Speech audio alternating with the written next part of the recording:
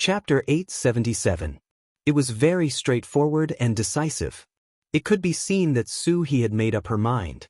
Yang Chendong couldn't say anything to blame him. Instead, he looked at the other two with a questioning gaze. Recruit Division Leader Lu Zhuo finally opened his mouth under the scrutiny. Sixth young master, I don't want to stay either. I still want to learn more about war. If there's an opportunity like this in the future, I might choose to stay, but now, Lu Zhuo rejected him in a tactful manner. He was giving Yang Chendong face. However, it was hard to express his unwillingness to stay. It wasn't clear whether Yang Chendong was angry or not. After saying that word, his gaze fell on the last person, Xen Honghai. Xen Honghai was a person who handled matters calmly and had good personal ability. This was also the reason why Tiger's Mane had taken a fancy to him and transferred him to be the deputy division leader of an independent division. Reality proved that this decision was correct. When Tiger's Mane didn't have time to manage the army, this person took on most of the responsibilities and never caused any major problems. Therefore, when Tiger's Mane was promoted by 1 rank, he was also promoted by half a rank and became a division leader. He was the kind of person who was lucky and had a prosperous career. Now, he didn't express his opinion. Therefore, when Yang Chendong's gaze fell on him, he hesitated even more. In the end, he sighed in his heart and said, "If that's the case, sixth young master, I'll stay." Xen Honghai, who had previously rejected him, actually agreed. This made Tiger's Mane and Bi, who were sitting there, look suspicious. Yang Chendong smiled and asked curiously, "You're really willing to stay? Don't you know that if you stay here, there won't be any major battles in the short term? You won't have a chance to perform on the battlefield." However, I got this position because I got it easy. This time, I have a chance to stabilize myself. Maybe I can use this opportunity to train my soldiers. Xen Honghai had a smile on his face, but there was a hint of bitterness in his laughter. There was nothing he could do about it. He and Lu Zhuo had already expressed their opinions. Now, he was the only candidate left. If he didn't agree, wouldn't that make things difficult for the sixth young master? Thinking that everything he had now was given to him by the sixth young master, he couldn't do such a thing. He could only bite the bullet. Xen Honghai agreed, but no matter what kind of thoughts and intentions he had, at least someone had taken the initiative to volunteer. Yang Chendong nodded with satisfaction. Even so, from now on, the independent division would not be under the leadership of the new First Army. It would become the independent division that guarded the Mabe dynasty. The commander would be Xen Honghai, and the deputy commander would be Narasong. The Tatar division of the new First Army will be expanded from the original 10 battalions to 20 battalions. The new recruit division will be expanded from the original 15 battalions to 20 battalions. The immediate regiment will be expanded from the original 5 battalions to 10 battalions. The light cavalry regiment will be expanded from the original 5 battalions to 20 battalions and 2 immediate companies. The reconnaissance battalion will be expanded from the original 5 battalions to 4 battalions. Considering that the heavy equipment is still being built, the number of the heavy cavalry regiment will remain unchanged. So, I calculate that the number of the new First Army will be increased from the original 24,800 people to 27,200 people now, which is an increase of more than 2,000 people. Listening to Yang Chendong's arrangement, Tiger's Mane, Bi, and others all laughed, especially Su Meng and Lu Zhuo. The number of people they brought with them had increased from the original 6,100 to the current 8,100, which meant that the strength of the new First Army had increased a lot. However, such laughter did not last long. Then, with another sentence from Yang Chendong, everyone was stunned. The independent division also needs to be expanded. The required personnel will be selected from the Mongolian tribes in the Mabe dynasty. The specific number of people recruited is temporarily set as 10 regiments and 1 regiment with 5 battalions, which is 20,000 people in total. Originally, Xen Honghai only led 6,000 soldiers per person. Now, it suddenly increased to 20,000 people, which was an increase of more than 3 times. If they worked hard, they would catch up with the number of the new First Army. How could it not be surprising? But after the surprise, everyone knew that this was originally what Yang Chendong did in order to compensate Xan Honghai for taking the initiative to stay. For a while, everyone's face was a little gloomy. This was their sixth young master. If you were willing to make sacrifices, he would always try his best to compensate you. The current situation was a living example. They stayed for another 3 days. During this period, Yang Chendong met many small leaders of the Mongolian tribes in the Mabe dynasty. In the face of enough benefits, everyone had a good talk with each other. They also approved the marriage between Yang Chendong and Infanta Toya. They all promised that they would go to the beginning city to congratulate them on the wedding. Yang Chendong also promised everyone that when he returned to the beginning city, the first batch of construction materials would be sent over. At that time, he would need everyone's support and so on. The beginning city was about 700 li away from the Inma River. In addition, the distance from the Inma River to the Mabe city was about 300 li. The total distance was more than 1,000 li. In between the two cities, there were also Wandu City, Guangwu Town, and other places. In this way, they were connected.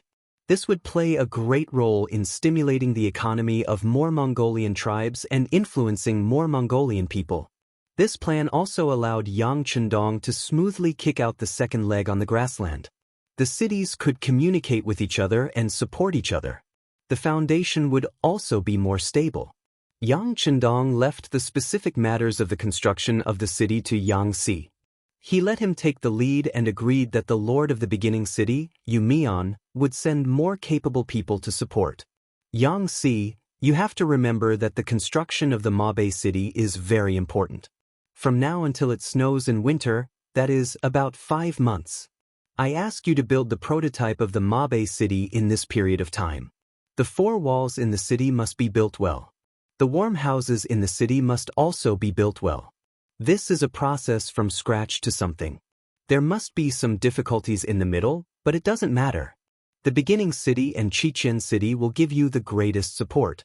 Hundreds of thousands of people in the Mabe Mongolian tribe will also fully support you. Do I have the confidence to complete this work well?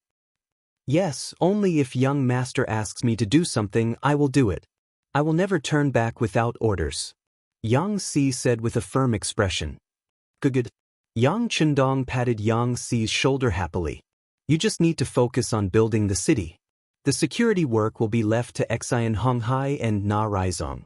I will arrange for people to take care of other things in the city later. You just need to grasp the general direction. Yang Si's identity was naturally not suitable to be the lord of any city. Yang Chendong had to return to the beginning city to decide on the candidate for the position of the lord of the city. But the city didn't wait for people. The construction of the city had to start first. By the way, although these large and small tribes have to stand on our side for the sake of their interests, they still have to be tested if they are not sincere. You must pay attention to your own safety. The matter is urgent. I will allow you to withdraw first. Young master, I don't want the scene under the Beiding Gate in the capital to happen again. When talking about that matter, Yang Si felt a burst of emotion. In order to save his life, the young master had actually given him a blood transfusion. Just based on this, how could he not sacrifice his life and give it his all? Young master, don't worry. Yang Si knows what to do. 3 days later, Yang Chendong finally left. Other than leaving behind the independent regiment, the rest of the army was brought back. Princess Tu Oya also left with him. On the day they left, many small leaders of the tribes came to see them off. They were all brimming with smiles. Yang Chendong was also smiling the entire time. However, everyone knew that no one could tell how much sincerity there was under this smile. With the accompaniment of the army, the return journey was extremely smooth. When they returned to the Yang residence in the beginning city, Yang Chendong immediately arranged for people to summon the lord of the city, Yumian, and the principal of the beginning city academy, Wang Si. Originally, Wang Si wanted to let Yang Chendong take on the role of the principal. However, he was still rejected. It was very difficult for him to have the time to go to the academy to teach everyone anything. Sometimes, he would not even go once for a long time. The position of the principal did not live up to its name. Therefore, he only took on the position of the honorary principal and taught everything. The two of them came to the Yang residence one after the other. First, the lord of the city, Yu Mian, reported the development of the beginning city to Yang Chendong. Reporting to the sixth young master, after our continuous efforts, the cement factory has now been set up here. Although we can't mass-produce our own cement due to some practical reasons, we can still solve a part of our needs. Speaking of which, we have to thank the scientific and technical personnel sent by the Academy. They have a very deep theoretical foundation. Not long after they came into contact with the practice, they put forward some suggestions for improvement. Now, it seems that they are very practical. Also, our grain fields have been developed to 300,000 mu. As long as the people living temporarily in the city are willing, they will be given some fertile land. They only need to pay us a tax of 30% according to the harvest. The army's grain fields are all managed by the logistics division. They are all young and strong people. It is a small matter for them to put in some effort. By the end of autumn, we will definitely have a big harvest. In order to ensure that the vegetables and grains can last longer, I have also followed the instructions of the sixth young master. We have built a large granary in the city and dug many cellars outside the city. After the evaluation by the professionals sent by the Academy, there is no problem with the depth and width. It can serve as a refrigeration system to ensure that the vegetables can be used for a longer period of time. The 200,000 Han people and 30,000 educated youths sent by the Crimson City are already in place. Most of them have already adapted to the environment here and have begun to work. These people are all very good. As expected of the people sent by the Crimson City. They have already shown their skills in many jobs and proved their abilities. As Yu Mian reported one by one, Yang Chendong nodded his head. Good. As long as the problem of food is solved, there will be no problem with the people's hearts. Very good. Thank you for your hard work, City Lord Yu and Principal Wang. Chapter 878. Sixth Young Master, thank you for your hard work. The two of them were naturally overjoyed after being praised. Taking this opportunity, Wang Si stood up and said, there are more and more young people who want to apply for the Academy. Among them, there are many Mongolian youths. Sixth Young Master, what do you think? At the beginning of the Academy, there was a rule that non-Chinese were not allowed to enter the Academy. However, this was the grassland, and the majority of the population was Mongolian. Now that they saw that the people who came out of the Academy were very respected and all of them were very capable, many of them wanted to study hard and change their lives. Now that he looked at it, that rule was no longer appropriate. Yes, this rule can be changed appropriately. If you want to study, you have to go through a background check first. At the same time, you have to be recommended by the senior personnel. If there is a problem, the recommendation will be responsible for the rest of your life. After the background check, you can go through the interview and assessment. Those who are smart and intelligent can be considered, but the proportion must be low. The total number of people can't exceed 10% of the Academy's population. Yang Chendong thought for a while and made the change. The recommendation system of lifelong responsibility could ensure the loyalty of the people to the greatest extent. It was not just that after the recommendation, if there was a problem, the recommendation would slap his head and say that he had misjudged the person. That was absolutely not allowed. In short, the bureaucratic idea would not work for Yang Chendong. Since you are paid well, you have to work hard. If you don't want to work hard, you can withdraw from the senior personnel and be an ordinary person. This rule seemed to be a little harsh, but only Yang Chendong knew that if he couldn't do this at the beginning, it would only become harder to lead the cadre. One day, it would not be impossible for the cadre to collapse. Wang Si nodded in agreement. Although it was only 10% of the grassland quota, it was enough to stop some people from talking. By the way, sixth young master, some of the old students, and even the old teachers, they feel that they have learned a lot of theoretical knowledge. Now, their minds are filled with combining theory with practice. They want to do some practical work. What do you think? That's good. Combining theory with practice is the right way to go. In this case, I have something to tell the two of you.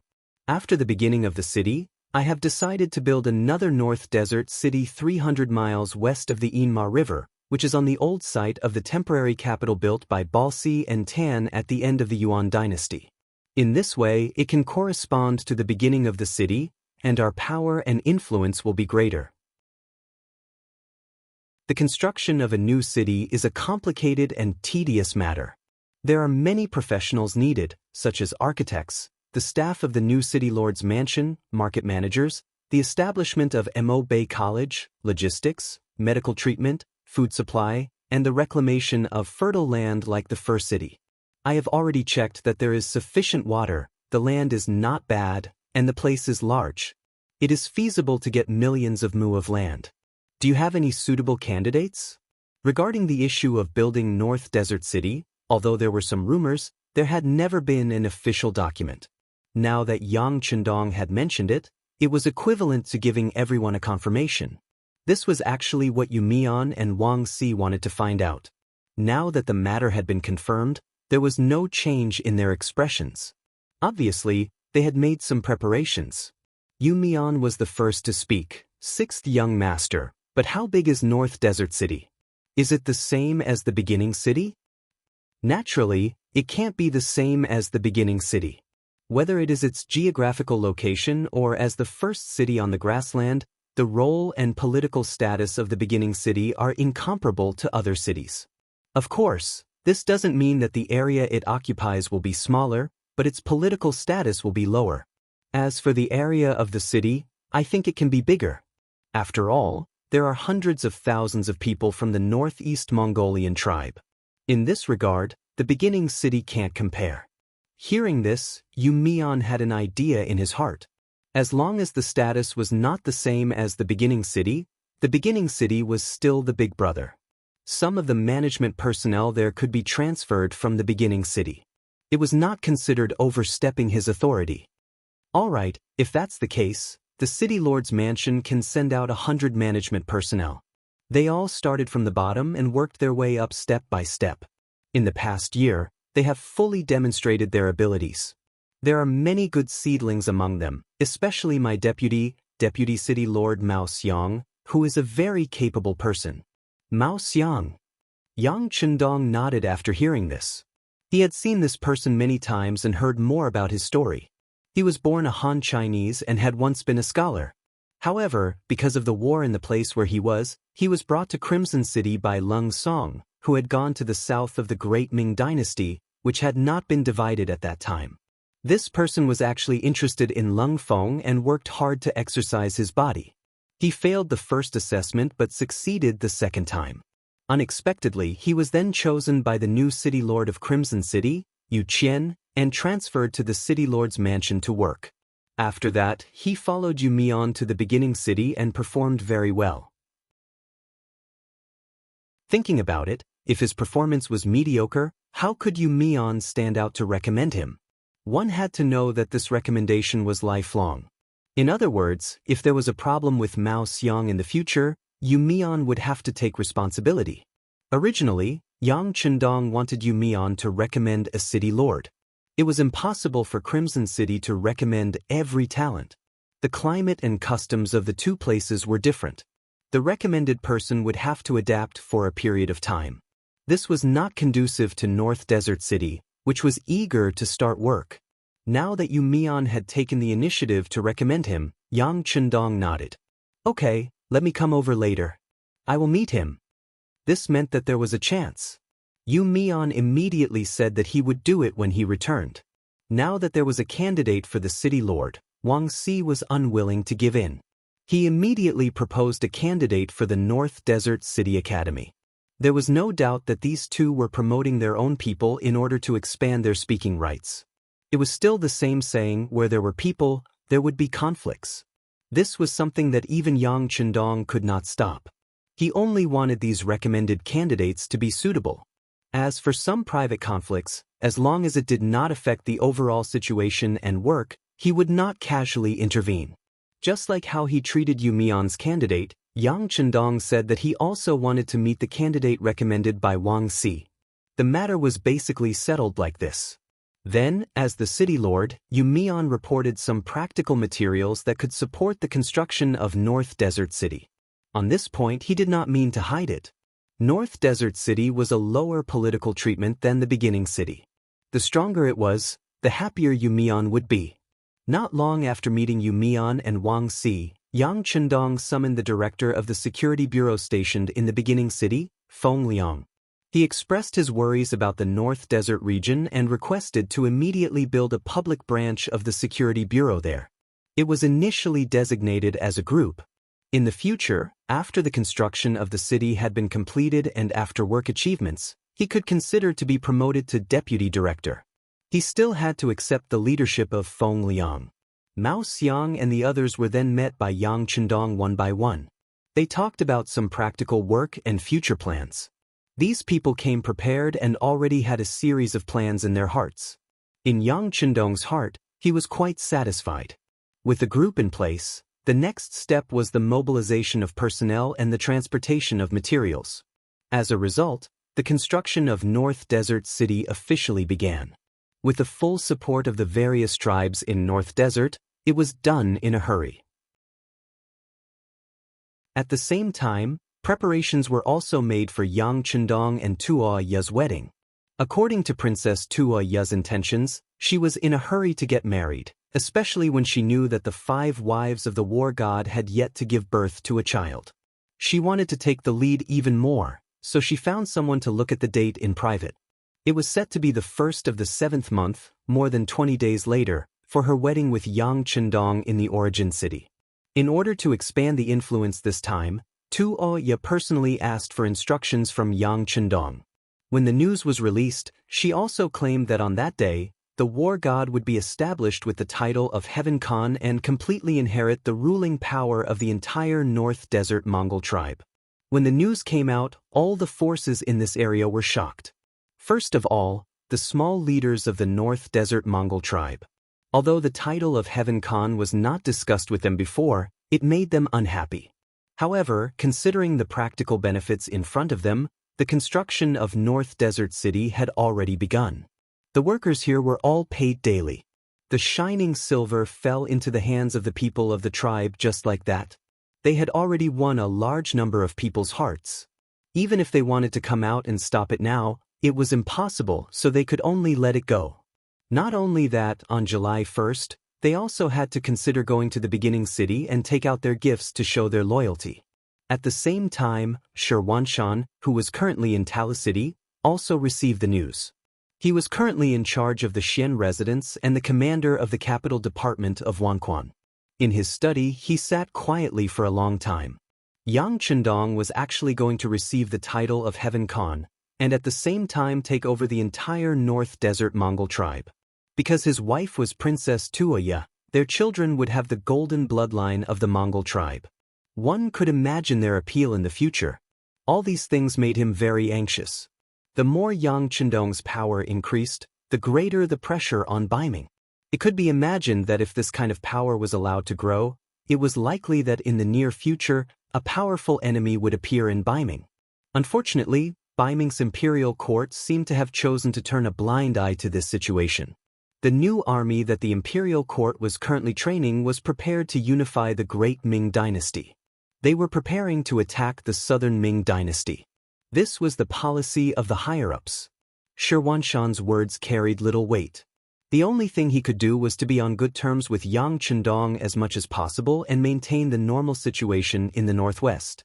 Shi Wanshan quickly made a decision. He would submit a memorial to the imperial court to ask if he could represent Baiming in congratulating the Duke of Zhongdan on his wedding. Since he could not fight, he could only think of a way to be on good terms with him.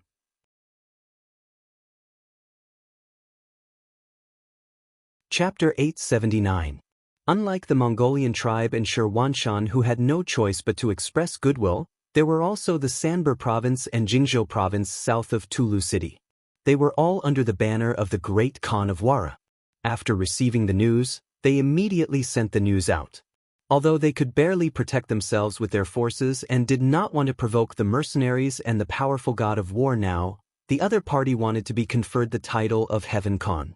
In history, Only a few people like Emperor Taizong of Tang, Li Shimin, and Genghis Khan could enjoy the title.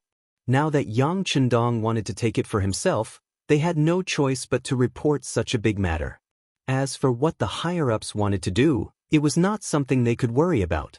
In the beginning city, Tuoya acted first and reported later and created the title of Heaven Khan. Yang Chendong did not know about it at the first moment. If Yang Chendong was the Heaven Khan, then once he had a son with Tuoya, wouldn't he also have a high status? On this point, Tuoya had her own selfish motives. Yang Chendong was well aware of this point, but he did not point it out. Although this title could be said to be a tall tree attracting the wind and would bring unknown consequences and become the target of public criticism, he was not afraid or worried about the powerful mercenaries. Alright, Heavenly Khan it is. And send a report to the madams in Xichen City and give a detailed introduction of the situation here. Yang Chendong stood under the moon in the small courtyard and said to the servant Yang Lu who was following beside him. In his eyes, the influence of a Heaven Khan was far less important than explaining to his madams. Yang Lu sighed at the young master's powerful thinking. After agreeing, he turned around and did it. The god of war, the Duke of Loyalty of the Great Ming, the messenger of Tengri Heaven, the future Heaven Khan of the grassland was going to marry the princess of the Golden Family. This news quickly made the beginning city boil with excitement. The people in the city who had benefited from it hung red lanterns in every house, and the entire street was cleaned up.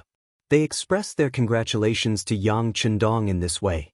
As the day approached, more and more people rushed to the beginning city to watch this grand ceremony. Among them was Chief Commander Shi Wanshan, who had received the imperial court's reply and had come to the beginning city to express his goodwill. Therefore, the inns in the city were overcrowded. Some people also took the opportunity to clean up their houses to entertain the guests. During this period, they made a small profit. Although the beginning city's city lord's mansion to collect taxes, compared to the profit, the people were still very happy. If there were happy people, there would be some people who were unhappy. For example, Tua Buhua, who received the news. Yang Chendong's appearance changed history, and also changed the trajectory of some people's lives. Tua Hua was one of them. Tua Buhua's full name was Tua Buhua. He was betrayed by his younger brother Agar Dorji and defeated by Yeshen. However, he was still alive. Not only that, because Yeshen's main goal was to deal with the Baiming Datong prefecture, he had the opportunity to develop. Now, he had 30,000 elite cavalry and 50,000 ordinary cavalry. Previously, Bubo was his subordinate. He originally wanted to integrate the Tatar cavalry near Tulu city to strengthen his own strength. However, he did not expect that he would lose to the combination of the mercenaries and the Baiming army so quickly. Just as he was thinking about whether to take revenge immediately, the news of Yang Chendong marrying the princess of the Golden Family and becoming the Heaven Khan spread. This time, Tuatha Buhua could not take it anymore. He immediately called Hubo and the other generals to discuss the matter of marching into the beginning city. The appearance of the beginning city had greatly affected the Tatar Empire's ruling position in this region. The fact that Yang Chendong wanted to become the Heaven Khan had directly affected his authority. Just these 2 points alone made them like fire and water. A battle was unavoidable. Within the huge yurt, Tua Buhua ordered Hubo and another general, Lakshan, to split into the left and right vanguards. They each brought 20,000 troops to head towards the beginning city. Menk was the lieutenant general, and he brought 30,000 elite cavalry and 10,000 Mongol cavalry to follow behind. They wanted to take down the beginning city in one battle and completely defeat the Heaven Khan. The war was just a means to continue the political appeal. Rather than saying that Tua Buhua hated Yang Chendong for calling himself the Heaven Khan, it was better to say that he took a fancy to the resources and geographical location of the beginning city. In the current beginning city, there were close to 300,000 civilians, out of which 230,000 had just come from Xichen City. Perhaps some of them would quickly rush over to North Desert City, but 300,000 civilians was still a number that could be guaranteed. The first city was huge and the city was bustling. When many goods from Xichen City arrived here, it became the largest trading base in the grassland. As long as one had money, one could buy many things that could not be bought outside, or even things that one did not dare to think about before. Because of this, it attracted the patronage of northern Ming, newer Gandusi, the nearby Mongolian merchants, and some merchants from Siberia in the northwest. It was rumored that just the number of transactions in the city each day was a shocking number. No matter who occupied this place, just by collecting taxes, they would be able to obtain unimaginable benefits. Outside the city, there were nearly 300,000 mu of grain fields. Even during winter, there was a supply of vegetables. Outside the city, there was also the largest livestock farm in Mongolia. It was said that the mercenaries spent 3 million taels of silver to build it. There were more than 200,000 healthy horses and countless lambs. With so many resources, no matter who could hold them in their hands, they could quickly strengthen themselves and complete their goal of dominating the grasslands. Such a place naturally attracted the envy of countless people. If it weren't for the fact that the mercenaries were too powerful, they would have won many battles despite being outnumbered, causing the nearby forces to behave themselves. Otherwise, the flames of war would have been incessant every day. With so many benefits, it was not strange that Tua had taken a fancy to this place. When his army was heading to the beginning city area, they even passed by the Hatao area where the Walla leader, Yeshen, was located, causing the other party to be on guard early on. However, Tua did not care at all. It was as if he did not see his enemy, Yeshen. He actually passed by and did not even have the intention to fight. This was politics. There were only interests, no right or wrong, and it rarely involved hatred. Otherwise, Tuachuo Hua would have targeted Yeshen, who had stabbed him before, instead of the mercenary who was always on the defensive. The 80,000-strong army walked through countless places in the grassland, attracting the attention of various big and small forces. As the 80,000-strong cavalry moved, the focus of the entire grassland naturally fell on the first city area. Everyone knew that this would be a decisive battle between the old and new overlords. After this battle, the ownership of the origin city region would be determined. After this battle, the victorious party would have a firm foothold in this region and it would be difficult to shake it. In the beginning city, the intelligence of the Security Bureau had been sent here earlier. The news of Tuatha leading 80,000-strong cavalry to the beginning city had spread to everyone in the city. Shirwanshan, who was staying in the guest house at the beginning of the city, also heard the news. Then he sent people to inquire about the reactions of the people in the city. This would play an extremely important role in his analysis of the victory or defeat of this battle. The people he sent out quickly replied. Unfortunately, the news they brought back made Shirwanshan very disappointed. In the entire city, there was not the slightest panic on the faces of the people. Everyone was doing what they were supposed to do. It seemed that no one took Tuathatuo's 80,000-strong cavalry seriously. Or perhaps they had already experienced a lot. At the beginning, there were 50,000-strong cavalry from the Agador tribe. Then there were 40,000-strong cavalry from the Hubo, tribe, 10,000 infantrymen from the Northern Desert tribe. There were also tens of thousands of people from the Northern Desert Tribe Alliance. Each of them was aggressive when they came, but it did not take long before they were defeated and fled. Many people did not even have the ability to escape and eventually lost their lives here. On the other hand, the more the mercenaries fought, the more powerful they became. Right now, it was only 80,000 steel cavalry. What did that amount to? So what if she couldn't get rid of it? In the past, the Tatar tribe was very powerful and even had the intention of unifying the grassland, but that was in the past after all. With the rise of the War of Wara, especially when Yeshen teamed up with Agador to take down Tuabuhua, the invincible aura around him had long since disappeared, and everyone was no longer afraid of him.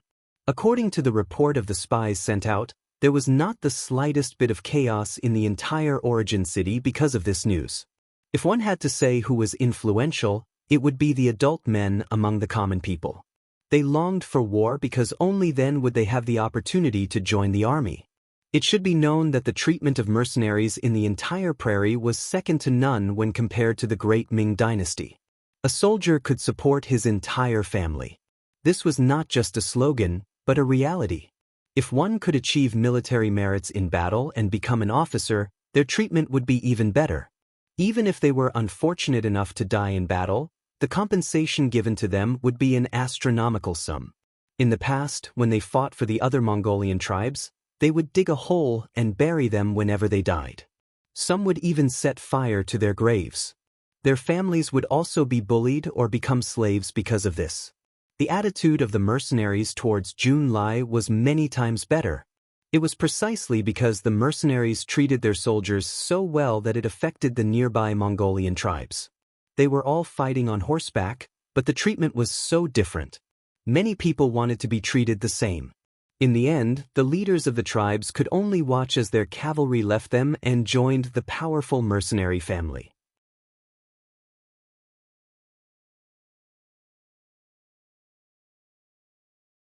After all, there were 200,000 people, and no one could guarantee that they were all people who kept secrets. In addition to the temptation of spies from various parties, the news was quickly spread out. Regarding this matter, Director Feng Liang first caught a few people. After realizing that it was useless, he asked for instructions from Yang Qindong. Then, the Security Bureau began to release all kinds of news. For example, there was an Immortal's aura above Xichen City, which supported the city during the day and night. For example, there was gold and silver placed on the streets of Xichen City, but no one went to pick them up. There was also news that the mercenaries' barracks in the city were about to set up cannons, but there was no space for them. Some people were simply squeezed into the sea, and so on. In short, there was all kinds of news. It became more and more mysterious and more unbelievable. In the end, other than learning that the mercenaries' headquarters might be built on Ryukyu Island, there was not a single piece of useful news. Shi Wanshan sighed. Ning Wenfeng also could not think of any good ideas. The two of them stared at each other, sighing that they were born at the wrong time. They even faintly worried about Bai Ming's future. A few streets away from the guest house, the Yang Mansion, as the most mysterious and most respected existence in the beginning city, was also holding a meeting at this moment.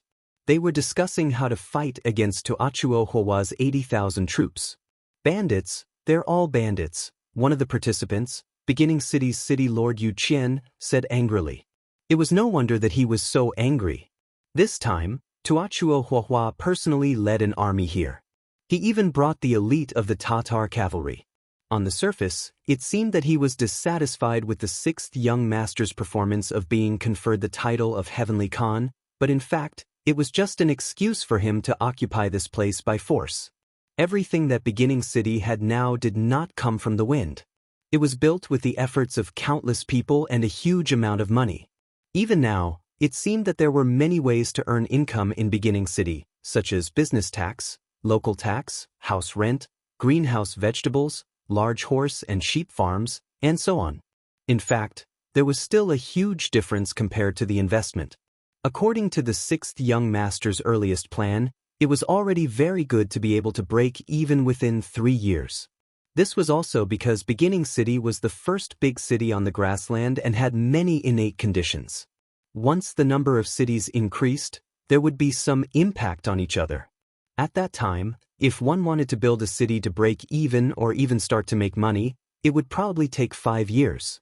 So much money and effort had been invested. Now that beginning city situation had begun to improve and prosper, there were immediately people who had ideas about it. It was no wonder that the Bukishu Mian would be so angry. He had always treated beginning city as his own child. Yes, they've taken a fancy to beginning city's position and various resources.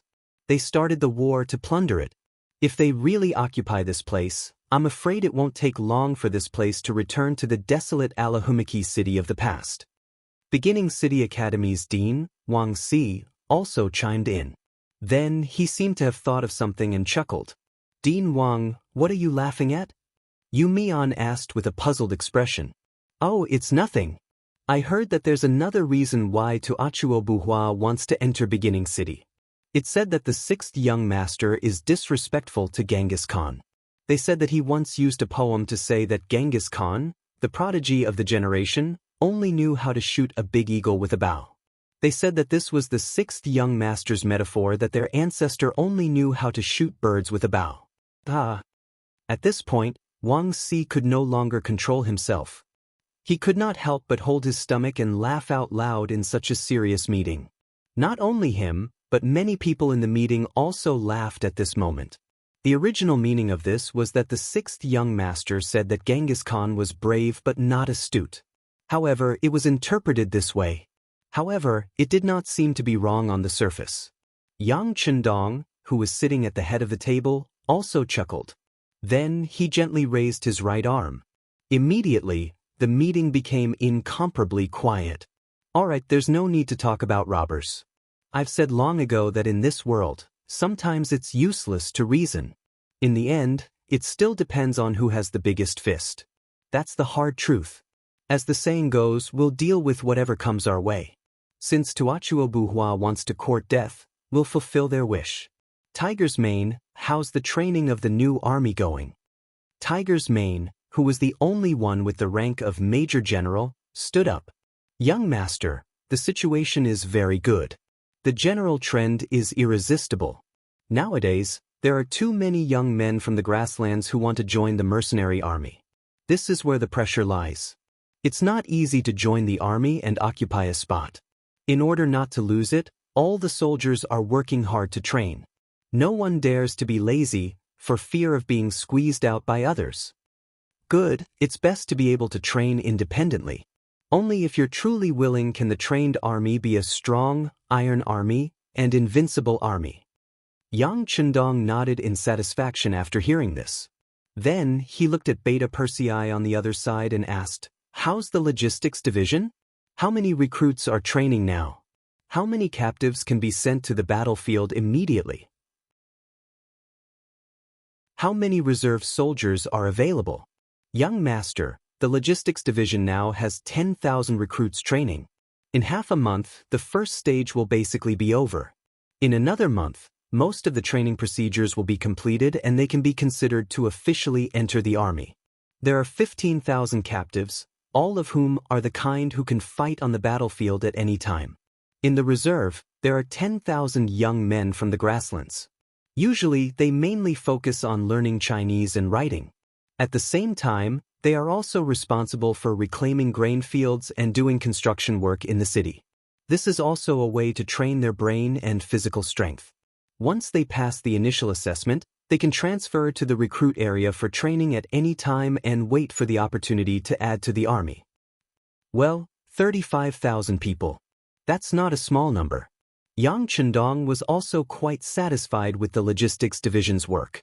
Logically speaking, as long as he was willing, he could form another army now. However, considering the financial pressure, he gave up this idea. The treatment of mercenary soldiers was very high, even a little too high. Once the number of troops was too high, the pressure on the city lord's mansion would increase.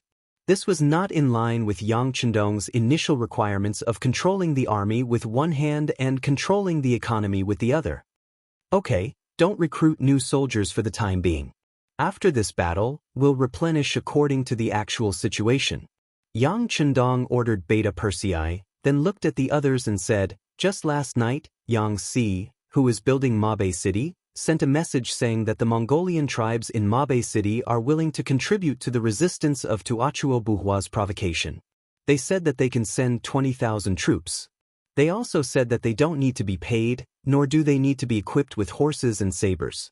As long as they make military contributions on the battlefield, they will be rewarded according to the standards of mercenaries. If they are unfortunate enough to die in battle, they will still be compensated according to the mercenary standards. However, considering that their overall quality may be far inferior to the mercenaries, they only want half of our soldiers' compensation. Everyone, let's talk about your opinions." There's no need for that. As soon as Yang Chendong finished speaking, everyone at the meeting started to talk.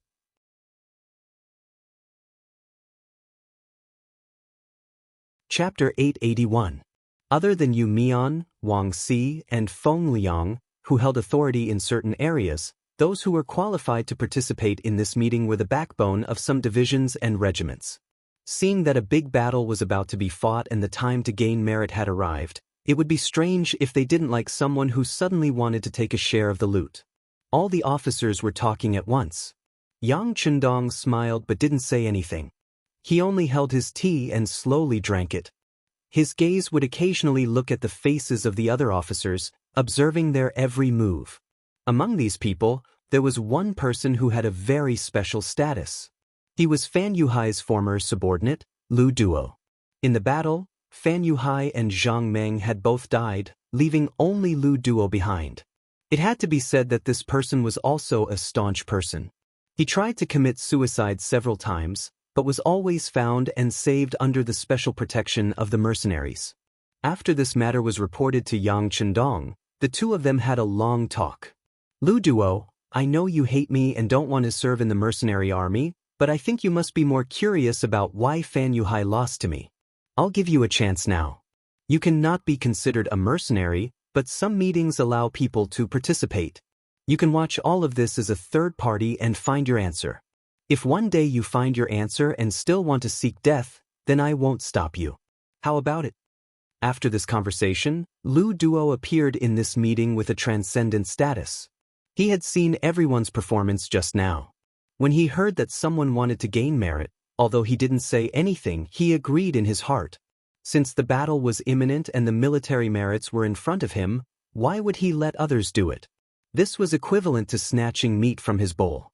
If he was a regiment commander or even a division commander, he would definitely oppose it. Not only did he think this way, but he also thought that Yang Chendong also had the same thoughts. He even guessed why this person would bring up this matter. He must be using this to tell everyone that there were many troops who wanted to participate in the battle. If they didn't perform well on the battlefield, then they couldn't blame others for snatching their merits. This was just a way to motivate the generals and soldiers. In the past, Fan Yuhai had often used it, so it was not surprising. Lu Duo also did not think that Yang Chendong would be more skilled in this aspect, much better than his former master. In the meeting, the generals were still talking at the same time.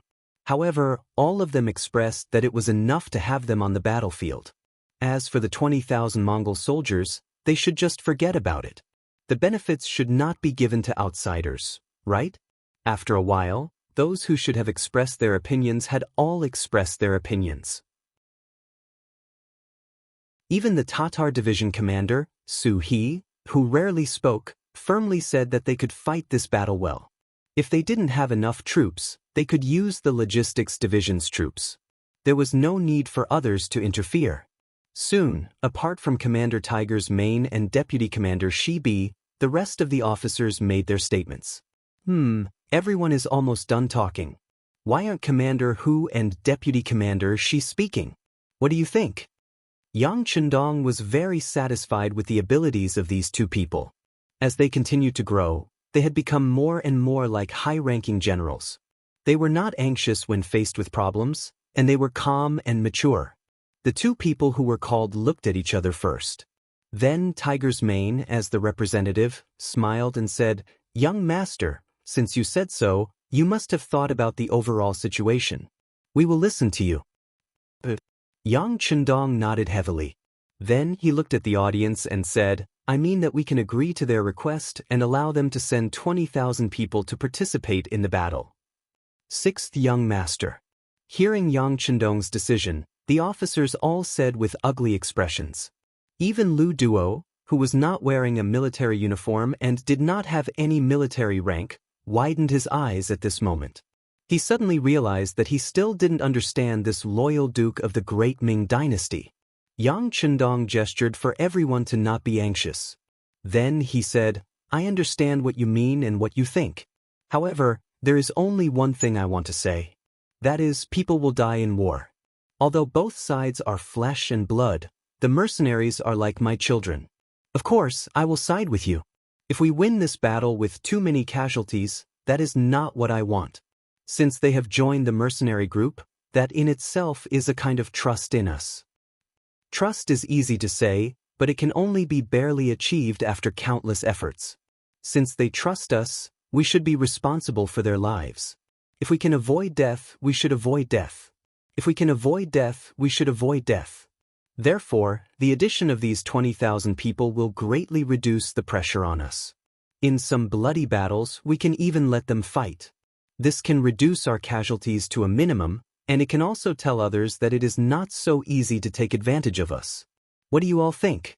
Allowing others to participate in the battle did mean that they had to share a part of the military merits. However, it was undeniable that they would also share a part of the danger. If the plan was meticulous, they might even share a large part of the danger. This was Yang Chendong's consideration for everyone. When these words were said in public, the people who had objected just now could not help but shut their mouths. This was for their own good. They could not refuse. When everyone looked at Yang Chendong, their eyes were filled with gratitude. Lu Duo finally understood Yang Chendong's meaning. He sighed in his heart. This person was indeed ruthless. Compared to him, Fan Yuhai was not as good. However, from another point of view, was his consideration wrong? This time, the people of the Mongol tribe in the desert wanted to take advantage of them. If they refused, it was inevitable that people would say that they were not impartial. However, they originally wanted to force Yang Chendong to give in. In the end, they were used. Who could be blamed for this? Of course, what made Lu Duo sigh was that Yang Chendong valued the lives of the soldiers. How could this kind of leader who sincerely thought for the soldiers not be respected? What if he could not be supported by others? When he looked at Yang Chendong, Lu Duo seemed to see a faint halo above his head. That was something that only people who achieved great things would have. In comparison, whether it was the angle of looking at the problem or the situation, Fan Yuhai lost by more than a level. Now, it seemed that they would lose and Yang Chendong would win. Everything seemed to be within reason. The meeting was still going on. In the end, 3 sets of plans were drawn up. Because they still didn't know how the Tatar cavalry was going to fight this battle, the plans could be changed at any time. However, it was undeniable that all the participants were convinced after listening to Yang Chendong's 3 sets of plans. The various calculations were in place and were made according to the character of the enemy's generals. It already included all kinds of possibilities. Military preparations had to be done. The matter of Yang Chendong marrying Princess Tuoya and conferring the title of Khan still had to be carried out. This matter was mainly handed over to Yu Mian, Wang Si, and the others to handle. According to the requirements, this ceremony had to be grand and had to have the effect of encouraging and unifying the people. The 1st of July quickly arrived under everyone's expectations. In the morning of this day, the entire first city was infected by the enthusiastic atmosphere. All the people in the city, regardless of age, walked to the streets and came to the largest central square in the city. There was also such a square in Chichen City. It could accommodate more than 300,000 people and the army. It had already become a kind of landmark building in Xianxia City. Princess Tuoya was already dressed up. She was wearing gold and silver accessories. It was estimated that the weight of these accessories was no less than 10 kilograms. It was so heavy that she felt like she could not lift her head. With the help of her maid Guna, after Fan Yuqi was defeated, Guna, who was imprisoned, was freed. She came to an extremely luxurious carriage. Then, she rushed to the central square with Yang Chendong, who was wearing a marshal's uniform. 2nd Madam Qiao Yin, 4th Madam Lady Xiang, and 7th Madam Yang Nai had already arrived at the square. According to the 2 madams, they did not want to show their faces in public at this time. The main reason was that they did not want to steal the limelight from the 7th Madam. However, Yang Chendong insisted that they come. He also used this matter to tell others that he would not forget his old love after marrying a new one. Similarly, when it came to military matters, he wouldn't forget about the old just because he used new people. At this moment, the square was already crowded. When Yang Chendong's carriage appeared, the square was even more jubilant. The sound of shouting the heavenly Khan shook the sky. It could be heard clearly in every corner of the first city. The carriage stopped. Yang Chendong appeared in the crowd's line of sight, holding the hand of Tuoya, who was dressed in splendid clothes. He waved to everyone from time to time. For a moment, the waves of cheers were louder than the previous. At this moment, everyone was immersed in the warm atmosphere. Among the crowd, the spies of the Security Bureau were dispatched collectively.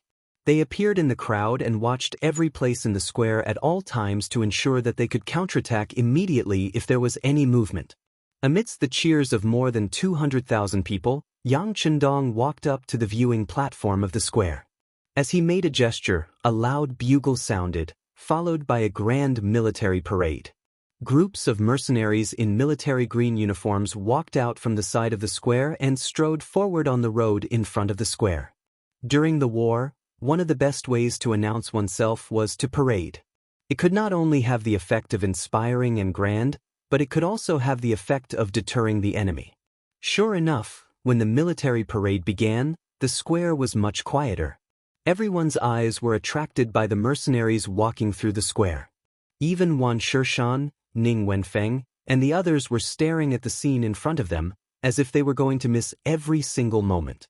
The first to appear was the Black Cavalry Guards. The uniform black armor, black mask, and the uniform warhorse armor gave everyone a strong sense of oppression when they appeared. Although there were only 100 people in total, the aura they revealed was not weaker than any army with thousands of men and horses.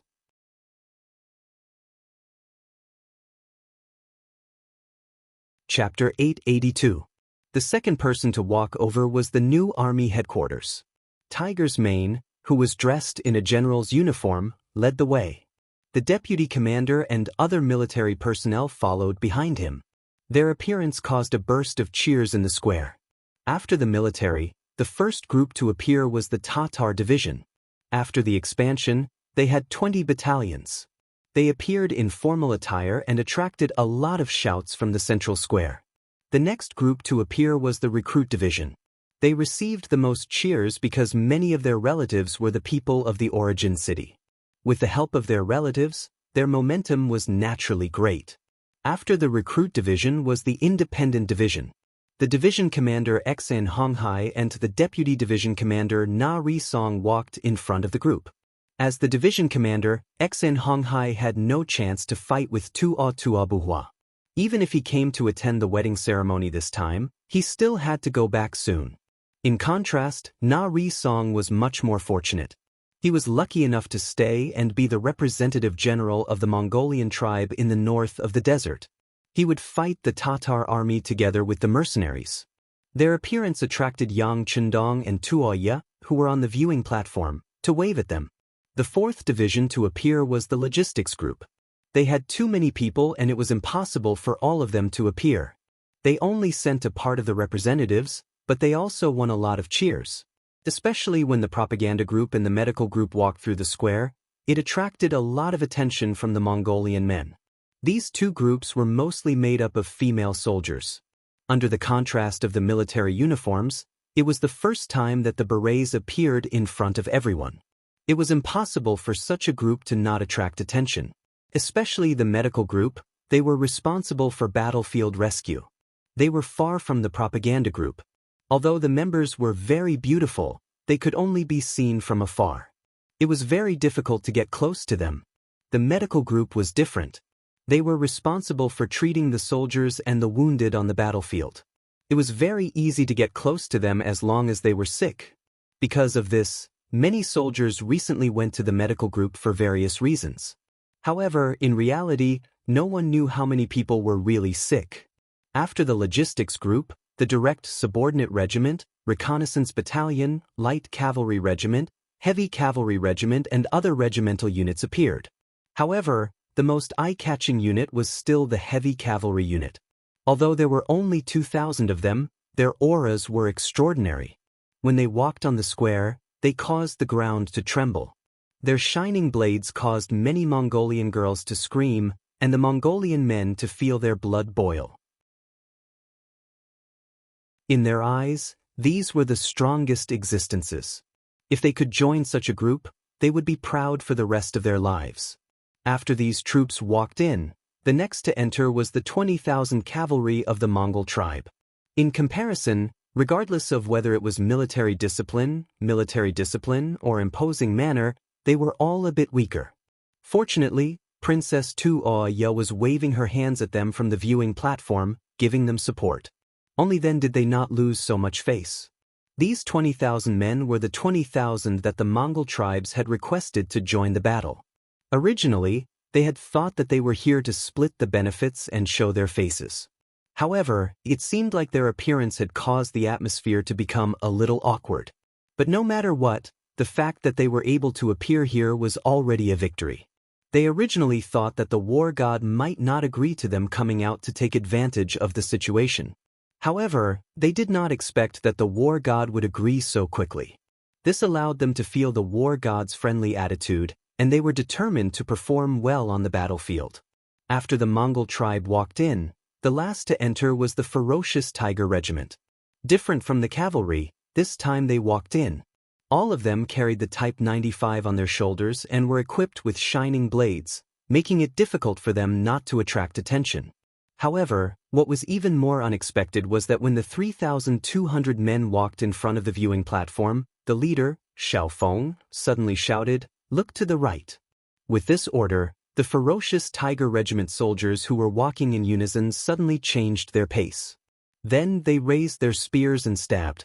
Their movements were neat and uniform. Under the sunlight, the shining bayonets drew a beautiful arc in front of the 200,000-plus spectators.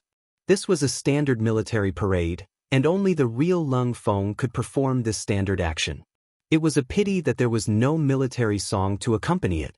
However, the appearance of the Lung Feng ferocious tiger regiment still stirred up the atmosphere of the entire plaza, especially when they walked behind the 20,000 Mongol tribe cavalry. Compared to their laziness, the appearance of this neat group of soldiers stood out even more. The military parade lasted for nearly 6 hours, from morning to afternoon. As the ferocious tiger regiment marched out of the square, a few large balloons suddenly appeared in the sky. Countless flowers that had been prepared beforehand scattered down from the sky, giving people the feeling that divine flowers had descended from the heavens, or that fairies were scattering flowers. On the viewing platform, Tu Aoya was extremely excited. She hugged Yang Chendong's arm tightly and looked up at the sky in surprise. Yang Chendong's lips were constantly curved in a smile. Behind him, second Madame Qiao Yin and fourth Madame Xiang also had looks of envy on their faces. However, they knew that this marriage had great political significance. It was not something they could be envious of. Moreover, as long as their husband treated them well, the two of them would be very satisfied. When the commoners in the plaza saw the heavenly flowers, they were all excited and excited. Many old men knelt on the ground as their knees gave way. Then they shouted, "Long live the heavenly Khan! Long live the heavenly Khan! Long live the Khan! Long live the Khan!" Very quickly, this chant spread to the entire plaza. The 200,000-plus commoners and the tens of thousands of soldiers in the parade all knelt on the ground and shouted loudly, expressing their excitement at this moment. Shi Wanshan and Ning Wenfeng watched this scene from the side of the viewing platform, their eyes flashing with deep worry. However, when they saw everyone kneeling on the ground, even the leaders of the Mongol tribes had no choice but to kneel on the ground and chant the slogan. The two of them standing there were extremely eye-catching. "Squat down." At the critical moment, Shi Wanshan reacted quickly. He was Baiming's minister, so naturally he could not easily kneel to others. However, at this time, squatting was still possible. In this way, although they were somewhat unwilling, the two of them still squatted in the crowd. Although their knees did not touch the ground on the surface, there was no difference between them and the crowd. And this scene was captured by two students from the First City Academy who were good at photography. They had received the digital camera the day before yesterday. The two of them were amazed by this good thing that could completely freeze the image taken with a press of a button. No one knew where this thing came from, but it seemed that there were too many secrets that happened to the sixth young master. There were so many secrets that if he took out a plane that could fly now, everyone would not be too surprised other than exclaiming in admiration. In the crowd's loud cheers for the Khan, Yang Chendong and Tu Aoya walked down the viewing platform and went straight to the Yang mansion. The next thing to do was to hold a banquet. In the courtyard of the Yang mansion, there were already 10 tables of wine. Of course, this was for the high-level personnel. As for the others, they would be accompanied by other officials in the city lord's mansion, the first city guest house, and other places. A lively day would always come to an end. That night, all the guests walked out of the Yang mansion in satisfaction when they were drunk. Yang Chendong, who was still full of energy, also strode into his bridal chamber. There, Princess Tuya was waiting for him, waiting for the happiest moment of his life to come. On the second day of the wedding ceremony, the guests began to leave one after another, and the parade troops also went to the front line one after another. They originally had their own missions, and if one looked carefully, they would notice that some of the troops that left the city were mainly heading toward the Saihan Mountain area, which was southeast of the first city. Just yesterday, before the ceremony was about to begin, the Security Bureau and the reconnaissance team, which was under Su Yunxing's command, sent news that the 20,000 cavalrymen under the Tatar army's right vanguard, Lakshan, had arrived at the foot of Saihan Mountain. They revealed that they wanted to capture this mountain and use it as their rear base to confront the mercenaries. According to the previous plan, the logistics division had originally sent out 6 battalions of more than 2,000 people to guard Saihan Mountain. However, because they had entered the city to participate in the parade, only 1 battalion was left to guard the mountain. Coincidentally, at this moment, the Tatar army appeared at the foot of the mountain. The troops that were leaving the city were rushing to support them. On the magnetite slope halfway up Saihan Mountain, General Lakshan was looking up at the peak of the mountain with a complacent expression. After receiving the order from Great Khan Tuachuo Buhua to attack the first city, Lakshan rushed all the way here. He wanted to arrive before the great Ming dynasty's Zhongdan Duke's wedding and sabotage it. However, he was still late by a day. The enemies that obstructed them along the way were really troublesome, making it impossible for them to arrive at the first city on time. But it didn't matter. The Tatar spies left behind in this area brought him good news. There weren't many enemies in Mount Saihan that the mercenaries had taken down. There were only a few hundred of them even if they were to take all of them into account. 20,000 versus a few hundred. This was an unequal battle. To Lakshan, it was like an appetizer before a big meal. He did not care about it at all. The facts also proved that the magnetite slope halfway up the mountain was taken down without much attack. Next, they only had to wait until they reached the peak of Saihan Mountain. Then this place would be completely under their control. Report: a large number of mercenary reinforcements have been discovered at the foot of the mountain. When the news reached Lakshan's ears, he couldn't help but laugh out loud. Good, they're pretty fast. Since this is the case, let's work together from the inside and the outside. Inform everyone not to rush to attack the mountain. Let the troops come up and immediately send someone to inform General Hubo or to quickly move down the mountain. We need to work together from the inside and the outside to take down this wave of enemies.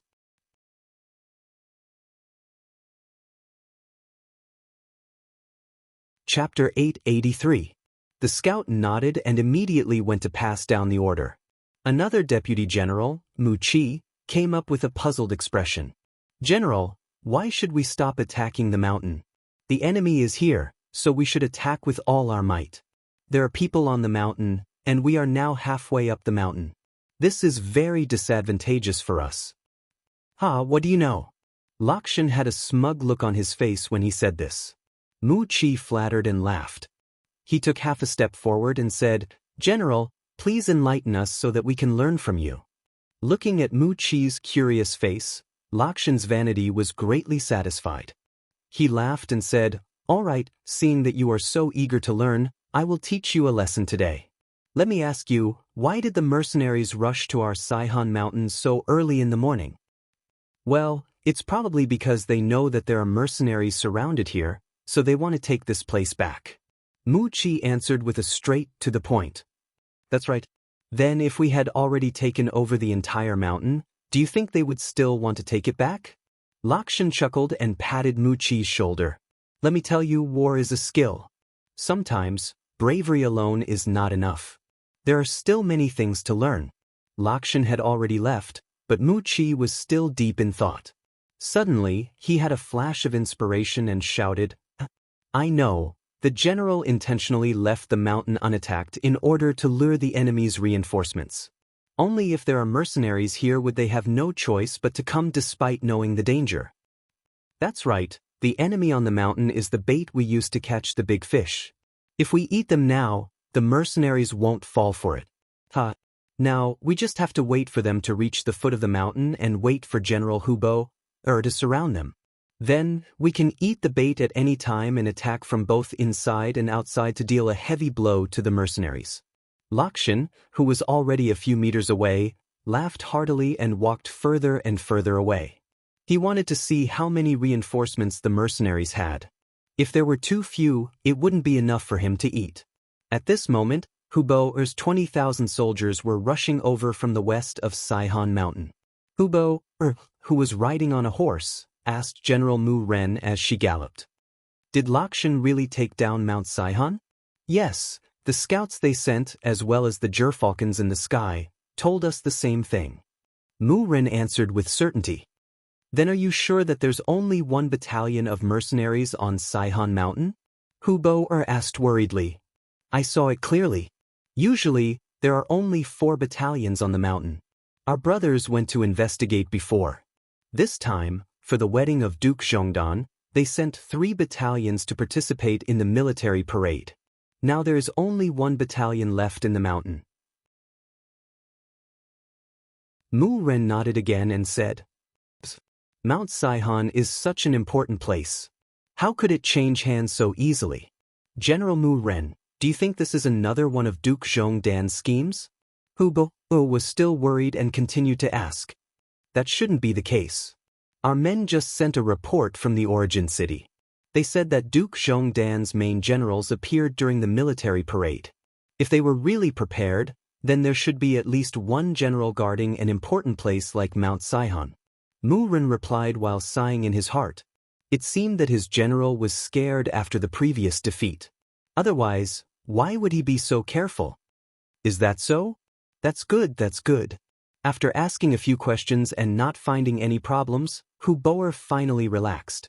She then said to a guard beside her, Go and inform General Hu Lin of the vanguard. Tell him to speed up. As long as we report to him, even if the mercenaries have some tricks up their sleeves, it won't be that easy for them to take down our army of 40,000. Hubo was very careful. As the saying goes, once bitten by a snake, twice shy. This was exactly what he meant. He was worried that Yang Chendong would play tricks again, so he wanted to be closer to Lakshan. That way, if the situation changed, he would be able to provide assistance. However, he did not know that this was exactly what his opponent did not want to see. On the battlefield, only by not letting the opponent feel comfortable would one feel comfortable.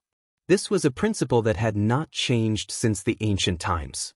As such, when Hubo's troops wanted to get closer to Mount Saihan, they encountered more and more resistance. There were a total of 10,000 Mongol soldiers in this region. The vanguard general Hu Lin had already encountered many waves of enemies, ranging from a few hundred to a few thousand. Fortunately, the other party's combat strength was very ordinary, and most of the time, they used arrows to attack from afar. Once he became serious and launched a charge, the other party would retreat again, as if they had no intention of tangling with them. It was also as if their combat strength was mediocre, and it was difficult for them to be a match. This situation was somewhat abnormal, so Hu Lin sent someone to report the situation to General Hubo. Very quickly, he received a confirmation. Don't worry about them. They just want to stop us from meeting up with General Lakshan. The more they do this, the faster we need to get to the foot of Mount Saihan. With this order, Hu Lin calmed down and ordered the vanguard to charge forward. When they met with obstructions, they would only send out a small group of cavalry to retaliate. As expected, even a small group of cavalry was able to repel the enemies. Hence, they continued to charge forward. When the sky was about to turn dark, they were already 20 li west of the foot of Mount Saihan. From here to the foot of the mountain, it would only take an hour. The cavalry had been running for an entire day and were truly tired. After asking for instructions, Hu Lin ordered the troops to rest. In less than an hour, General Hubo and General Mu Ren arrived, and both sides met up. Good, everyone is tired. Have a good rest. Tomorrow morning, we will coordinate with General Lakshan to attack the mercenaries. And we will have to trouble General Mu Ren to keep watch tonight. Hubo called all the generals over, and after a series of praises, he gave the order. Hubo's troops on the left had already reached the foot of the mountain. Halfway up the mountain, they could even see the white torches in their camp. This made Lakshan, who was guarding the mountain, calm down. Now that the situation had been formed, they only had to wait until the next morning to completely wipe out the 400 mercenaries guarding the mountain. Then, they would be able to launch an attack from the inside and deal a heavy blow to the mercenaries at the foot of the mountain. What undefeatable mercenaries! What dogs hit war gods! I think they are just SOS. Lakshan laughed heartily, and under the praises of Mu Qi and the other generals, he returned to his tent to rest. Right now, he was just waiting for the moment he woke up to launch his counterattack. He wanted the world to see that the Ming dynasty's loyal and courageous people were not the only ones who knew how to fight. At the foot of the mountain, in the mercenary tent, Na Raizong was harshly scolding the small leaders of the Mongol tribes. What the hell are you guys doing? You said that you wanted to stop Hubo's troops, to prevent them from reaching the foot of the mountain so quickly. Now, they are just 20 li away from us, and we are about to be pincered from both sides. How do we explain this? Facing Na Raizong's scouts, the small leaders lowered their heads and did not speak. This was something that could not be helped. Originally, they had thought that they could just follow behind the mercenaries and take advantage of the situation. On the other hand, it was not suitable for them to deal with the 20,000 Tatar cavalry. In truth, they could not do it anyway. A bunch of useless things. Because of your mistakes, we can only wait for tomorrow's bitter battle. When the time comes, no one is to call for retreat. This was all because of our poor progress. Na Raizong continued to roar in anger. All right, everyone has done their best. Hubo brought 20,000 cavalrymen. How could they be so easy to deal with? Everyone go and rest. There will be a bitter battle tomorrow. How can we not rest well? The deputy commander of the new army said like a good old man. Then, he sent those leaders out of the main tent with a smile on his face. After they left, Tiger's man stood up and said to Na Raizong, "How was it?" It's not that I didn't give them a chance, but that they did not know how to grasp it. What happens next, it's all up to me. This was what they had agreed upon. During the day, Na Raizong had volunteered to give the Mongol army a chance to perform.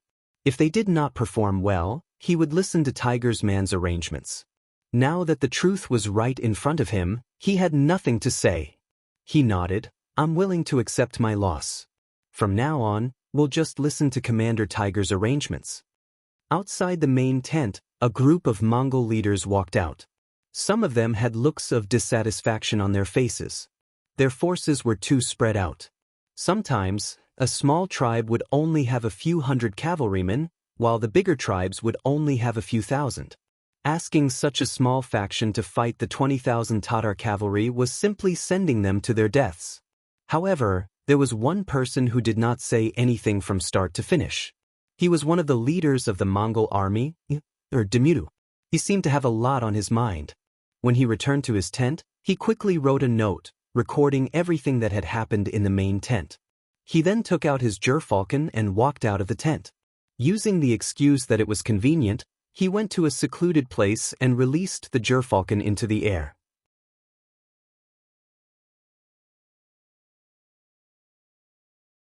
Chapter 884. Demudu had another identity. He was a pawn that Tuachuo Buhua had planted in the Gobi Mongol tribe. The reason he could become the leader of the tribe was because of Demudu's help. Now was the time to use this pawn. Very soon, the news reached Hubo's subordinates, who were 20 kilometers away. When he saw the note, he completely relaxed. It seemed like his worries were unnecessary. It was all because the mercenaries trusted the Gobi Mongol tribe too much. This was their chance. After God knows how many days, Hubo could finally have a good night's sleep. They only had to wait until dawn to launch their attack. At that time, with Lakshan's attack from above and Demudu's help, they would be able to deal heavy damage to the mercenaries. On the black stone slope halfway up the mountain, Lakshan's army was also resting. They were also conserving their energy and waiting for the dawn to come so that they could counterattack with all their might. Before Tuachuo Bua's main force arrived, They would first inflict heavy damage on the mercenaries and make a great contribution. The mercenaries' camp at the foot of the mountain also fell into silence. They were ordered to rest early after dinner, as though they were also preparing for the upcoming battle. However, very few people knew that the time they chose for the battle was not dawn, but the middle of the night. When it was the third night watch, which was the wee hours of the morning, the mercenary camp suddenly sounded a hurried whistle. The horn for an emergency assembly was officially blown. Countless soldiers in neat military uniforms walked out of the large tent, holding their sabers and leading their horses as they began to assemble. Although it was still pitch black at the top of Saihan Mountain, the densely packed mercenaries were already waiting with their swords in hand, ready for battle. The top of Saihan Mountain, which was where Lakshan's bait was not like what the outside world had guessed. There was only one battalion, but there were 20 battalions. In the past few days, the number of water carts delivering water to the top of the mountain had suddenly increased. However, few people knew that every carriage that went up the mountain was filled with mercenaries. They used the excuse of delivering water as an excuse to sneak into the mountain. All of this was part of Yang Chendong's plan. He wasn't a god, so he naturally didn't expect the Tatar army to use this as an attacking point to start the first battle. The reason why he had arranged for 20 battalions of soldiers and horses to be stationed here was to have an opportunity to deal a heavy blow to the Tatar army. However, he did not expect that it would come in handy so soon. The person in charge of hiding and guarding the mountain was none other than Su Yunxing, who had just been promoted to captain of the reconnaissance team. This Su Yunxing was an old man. When Yang Chendong was fighting in the southern Ming dynasty, he had served in the military. It could be said that he was a person with many military achievements. However, considering the importance of scouts and the extremely high standards of personnel, his official position was not high. However, as a regiment commander, he was given the rank of senior colonel, which was enough to prove his worth. If there came a day when he was no longer willing to work in the reconnaissance group, he was more than qualified to be a division commander. The mercenaries had their own security bureau, but it was hard to guarantee that the other forces would have their own intelligence organizations. Knowing that it was very likely that the senior officers under his command had already been targeted, Yang Chendong did not use them this time. Instead, he sent Su Yunxing, who had always been elusive, to the mountain to be in charge of this undercover mission. Tian Hu and Bai Shuang were also on the mission with Su Yunxing. They were all outstanding students in the First City Academy, especially in the field of military studies.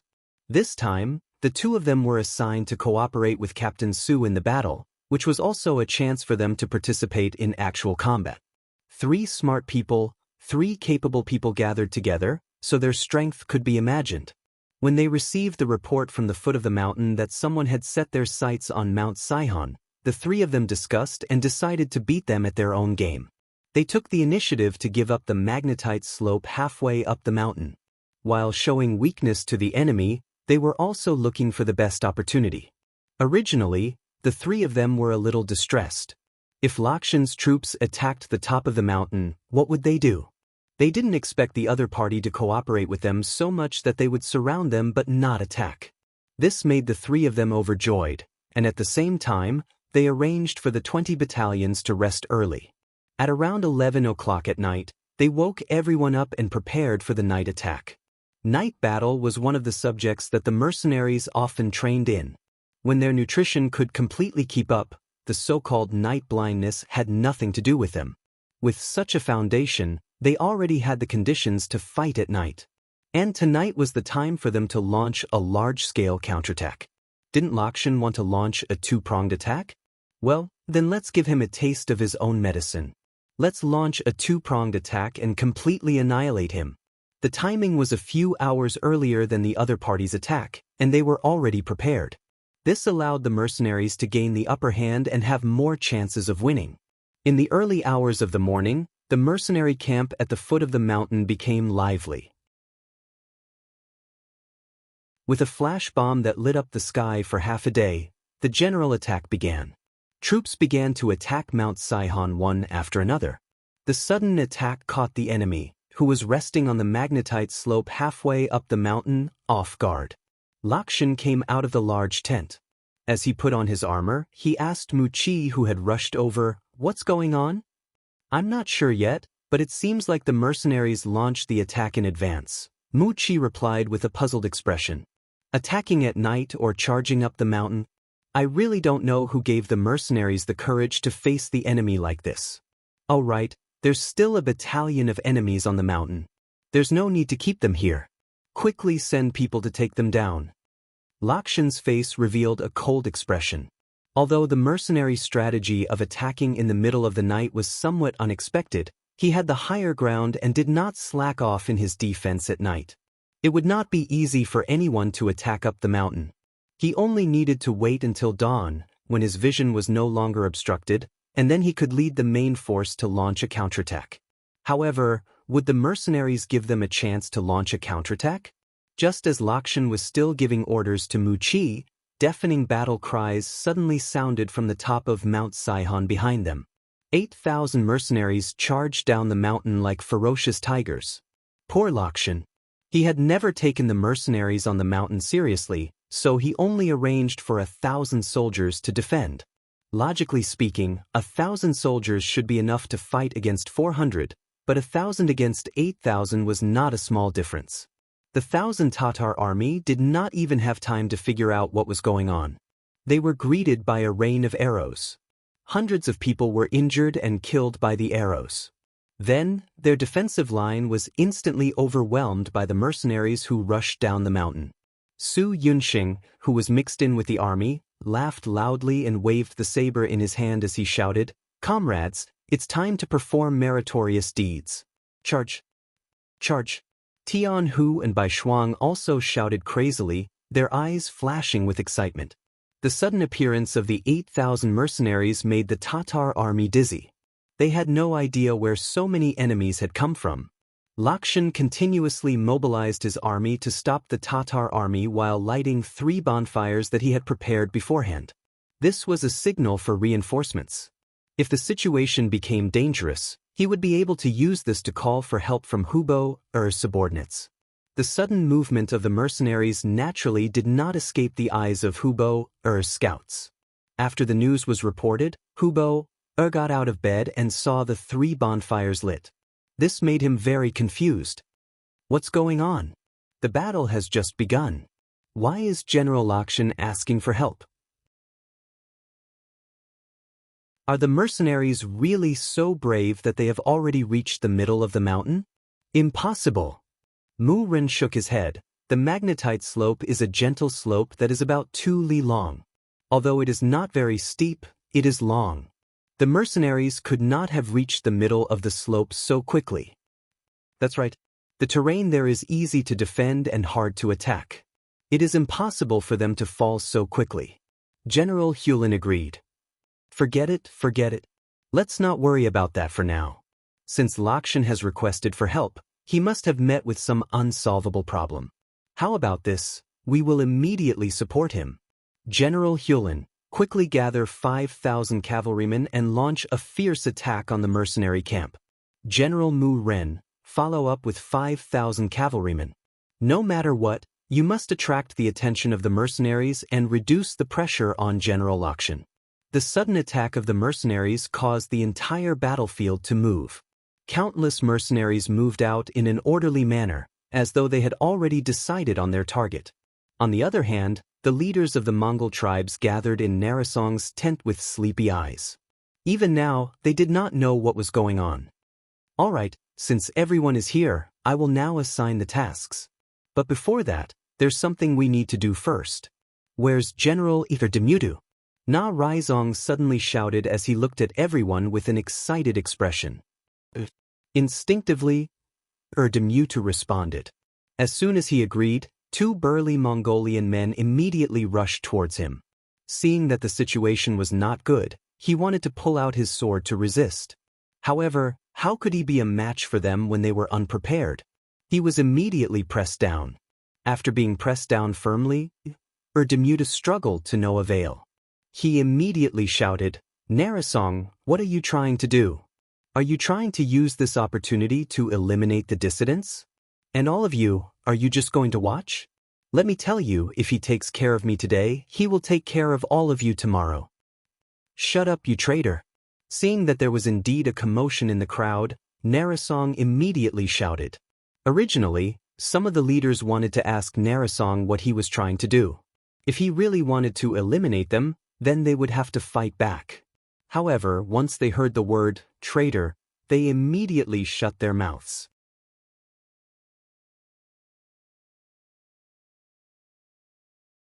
Chapter 885.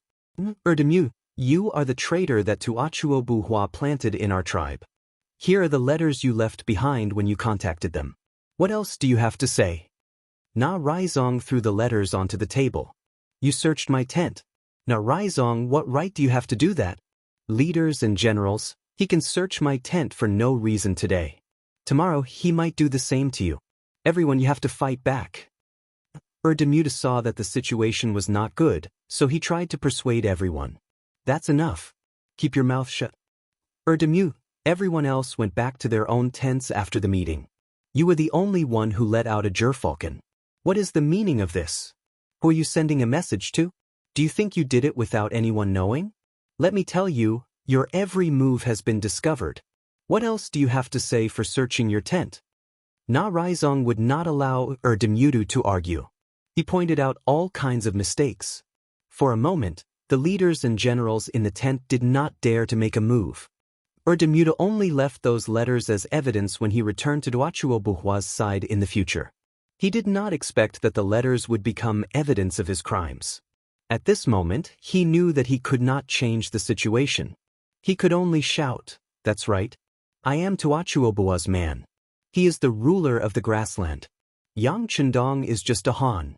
How can he lead us? Sooner or later, they will devour all of us. What we are doing now is helping the evildoer." Men, shut his mouth. Take him away and behead him in public. Also, behead his family in the tribe. This is the fate of a traitor. Na Raizong's eyes were cold. He was really angry at this moment. Before the war, the Mongol tribe of the Gobi Desert did not want to kill the enemy. Instead, they wanted to collude with the enemy. This made him feel humiliated. None of the leaders or generals pleaded for Erdemu's fate. Since he was a traitor to the entire Gobi Desert Mongol tribe. Not only could the mercenaries not tolerate such a person, even they would not allow him to exist. No one wanted to feel like they were being watched by a traitor. At the foot of the mountain, Lin led 5,000 cavalrymen and charged down Mount Saihun. The mercenaries had already expected Yang Chendong's appearance. It was said that besieging a stronghold to attack reinforcements was our army's specialty during wartime. Yang Chendong was very proficient in commanding such a battle. In this plan, the Tatar division had long been waiting along the path that they had to pass through. They were only waiting for the 5,000 cavalry led by Lin to appear in the encirclement. Then, heaven-shaking battle cries sounded from both sides. A total of 20 battalions and a division of 8,100 cavalry charged out from both sides. The sound of arrows piercing through the air shot towards the unprepared but anxious Tatar cavalry. It was not the first time for Su He to fight a war between Tatars and Tatars. In the past, he was Agador's subordinate and did not get along well with Tuachuo. Now that he had such an opportunity, how could he be lenient? The 8,000 cavalrymen launched a surprise attack with their bows and arrows, killing at least 500 cavalrymen and injuring countless enemies. Lin, who was charging, was stunned by this sudden ambush. Lin was not a brainless person. After receiving the order, he was already prepared to be ambushed. However, he had only left the camp for 5 miles. How could he have encountered the enemy? Didn't this mean that the enemy's troops were all at his doorstep? Were the scouts of the Tatar army all incompetent? This was a little unfair to those scouts. Su He and the others had only just moved here. Before the scouts of the other side could report back, everything had already begun. Unprepared, Lin's army retreated again and again until they met Mu Ren and the 5,000 cavalrymen behind them. Only then did they stabilize their footing. At that moment, the two armies converged and charged towards the Tatar division. Retreat. Su He did not want to fight head-on with the other side. Seeing that he had already gained a lot of advantages and had killed more than 2,000 enemies with his bows and arrows, he let the horn officer blow the horn. A division of cavalrymen quickly retreated. Chase. Lin, who had been beaten until he was dizzy, was furious. Without doing anything, he had lost 40% of his troops. A flame of anger burned in his heart. He could not wait to charge forward and kill the mercenaries. General Hu, the situation is not right. It is better not to be rash. Seeing that the mercenaries had retreated the moment he appeared, Mu Ren had a bad feeling. Logically speaking, the other side should have been prepared and should not have retreated.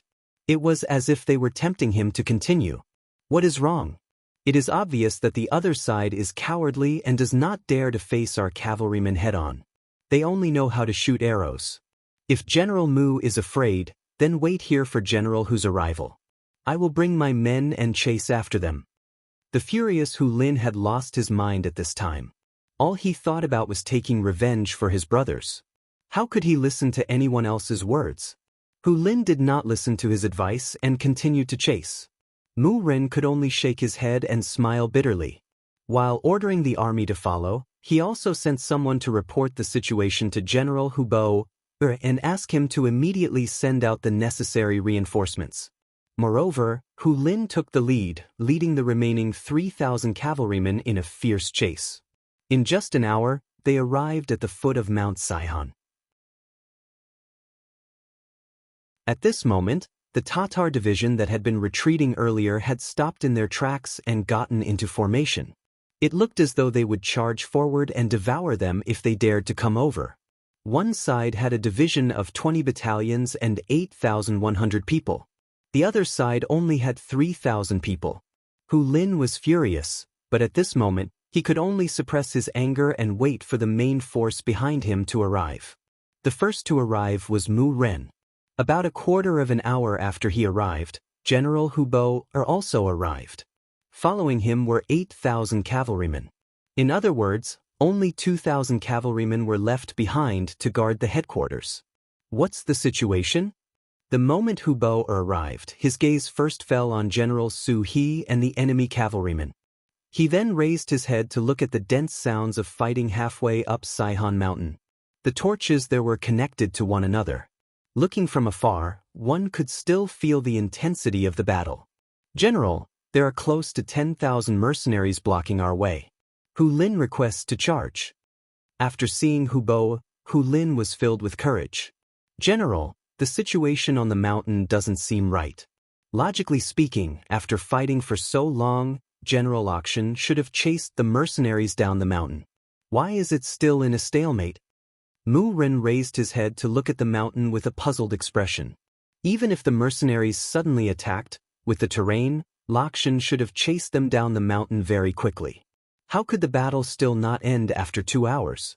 Although they were too far away and couldn't see the situation clearly, they could tell from the battle cries that this wasn't a situation where one side had a complete advantage. Instead, the battle was in a stalemate. This was a very strange thing. That's right, the situation is unclear. Let's wait and see. Since they could not figure out the situation, Hubo decided to be careful and observe the situation. If Lakshan was doomed, then he would retreat immediately and not continue to fight the mercenaries. What's there to wait for? Didn't the report say that the Mongolian tribes in the northeast sent out 20,000 cavalrymen to help the mercenaries? They must be the ones attacking the mountain, causing the stalemate. These mercenaries sure have a good plan. Using other people's soldiers to attack us, they are using a borrowed knife to kill us. Lin saw that no one was paying attention to him and was extremely dissatisfied. Seeing that Hubo was still suspicious, he immediately voiced out his thoughts. Oh, that makes sense. Hearing Lin's words, Hubo nodded in agreement. This was enough to show that if he was the commander of the mercenaries, he would also think of a way to use the 20,000 cavalrymen. After all, they were not his trusted subordinates. If they died, it would not be a pity. On the contrary, he would be able to use this opportunity to get rid of his enemies. It was killing 2 birds with 1 stone. But will they be so obedient? Mu Ren raised his own objection. That was 20,000 cavalrymen. Their military strength was no less than the new mercenary army. They would be so obedient. If someone told them to charge, they would charge even if they knew it would be difficult. They would even charge even if they would suffer heavy losses. That makes sense. Hu Bo nodded. Originally, he wasn't such an indecisive person. But after losing to the mercenaries in Tulu City, he was really scared. Now, he was very careful and cautious in everything he did. The commander was hesitant, but this made Hu Lin anxious. Without receiving any orders, he could only suppress his urge to charge out and watch helplessly. Hu Bo's subordinate Mu Ren looked at the mountainside. He believed that even if the 20,000 Mongol soldiers charged out, they would not be able to last for long. After all, they were limited by the terrain and their numbers were similar. With the terrain, Lakshan's victory was only a matter of time. Time passed minute by minute. Another hour had passed. Finally, the battle cries from halfway up the mountain became softer. Many of the torches on the mountain that seemed to cover the sky had also been extinguished. Seeing this, Mu Ren finally heaved a sigh of relief. He looked at Hu Bo and said, "General, I believe that General Lakshan has already stabilized the situation. The enemy's morale must have dropped. This is the time for us to pincer attack." "That's right. Come, pass down my orders. Prepare to charge." Hu Bo was also relieved. He laughed and was about to give the order to charge.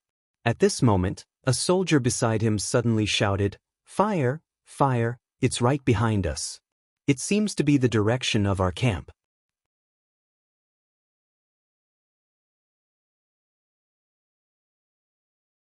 Chapter 886. This shout attracted the attention of the three generals. At this moment, the fire seemed to have lit up half the sky. The experienced soldiers estimated that it was about 20 miles away. Wasn't that their camp? What's going on? Hu Bo asked in confusion. Shouldn't the mercenaries focus on attacking the mountain and stopping them? How could they still have the energy to attack their own camp?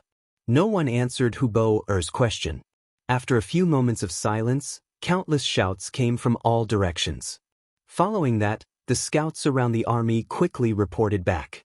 "General, there are enemies in the east. General, there are enemies in the west. There are countless of them. General, there are people behind us. Because it's too dark, we can't see how many people there are. We can only see the torches and shadows." Hu Bo's expression changed again and again. He couldn't understand why so many enemies had suddenly appeared.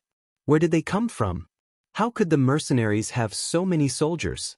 Could it be that all the mercenaries in the beginning city had been mobilized? Hu Bo obviously did not understand.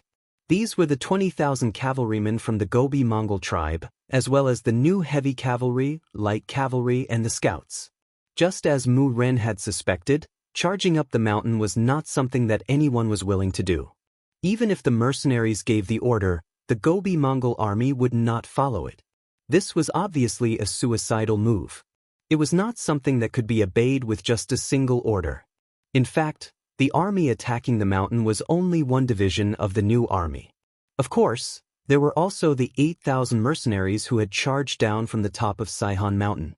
Su Yunsheng suddenly brought 8,000 soldiers down from the sky and caught Lakshan off guard. Although he did not understand why there were 20 enemy battalions on the mountain, the battle had already begun and he had no way out. First, he sent Mu Qi to lead 5,000 soldiers to stop the mercenaries' charge. With the advantage and preparation, how could 5,000 soldiers stop them? In less than an hour, the army was defeated and Mu Qi died in the battle. At this moment, the new division of the new army began their attack from the foot of the mountain. For a moment, Lakshan was attacked from both sides, and the situation was critical. Taking advantage of the chaos in the Tatar army, Su Yunsheng rushed down the mountain, broke through several enemy lines of defense, killed his way to the pass of the Black Stone Slope, and seized it. No one stopped them anymore. The recruits at the foot of the mountain successfully ascended the mountain. After the two armies met, they had a huge advantage in terms of numbers. They charged straight for Lakshan's army. Amidst the chaos and the death of their general, the morale of the Tatar army plummeted. They were no match for Su Yunxing and Lu Zhua. Amidst the chaos, many Tatar cavalrymen dismounted and surrendered. Only Lakshan and his 5,000 cavalrymen continued to resist. The chaotic scene that Hubo and Mu Ren saw at the foot of the mountain was exactly this moment, and it was completely different from what they had guessed. It wasn't Lakshan who was killing the mercenaries, but the mercenaries who were fighting back. They only had 5,000 cavalrymen, and they were all panicking and low in morale. How could they be a match for the mercenaries who were full of fighting spirit? After a few attacks, the formation of the army was in chaos, and their morale was low. In less than an hour, Lakshan had died, and his cavalrymen had either died or surrendered. The battle at the waist of the mountain had ended, and the next step was to deal with Hubo's troops at the foot of the mountain. According to Yang Chendong's words, it was like eating one and watching one. Now that they had finished eating, it was time to eat the one they had been watching. Hubo had made the wrong judgment, thinking that they had the advantage in the chaos at the waist of the mountain. Due to the wrong analysis of the situation and the mistake of not choosing to escape, they had completed the encirclement in the 2 hours they had been at the foot of the mountain. 20,000 cavalrymen were currently charging towards Hubo's 16,000 cavalrymen from all directions. The first to act were the mercenaries, and Tiger's man personally led his troops to attack. An independent division was not part of the first army, and Tiger's man could not stop them. However, the only thing he could do was to transfer the 6 gun battalions from the independent division to the army. Now, the first one to charge at them was this gun squad. More than 2,000 pitch-black muzzles from the 6 battalions rang out, landing in the midst of the Tatar cavalry, drawing out streams of blood and taking away the lives of several hundred cavalry. "Break out, all of you, break out!" Seeing that the enemy in front of them had guns and was so ferocious, Hubo had no choice but to give up on the idea of joining forces with Lakshan. Instead, she rode her horse out. She had no idea how many enemies there were outside, and in the darkness, she could not determine the enemy's strength. The only thing she could do was try her luck and charge in all directions. Chase. The Tatar division commander he saw that the enemy was about to escape, and he immediately led his 8,000 troops to give chase. At that moment, the bugle call for all troops to charge sounded out, and at the foot of Saihan Mountain, battle cries rang out everywhere. This was not a fair battle.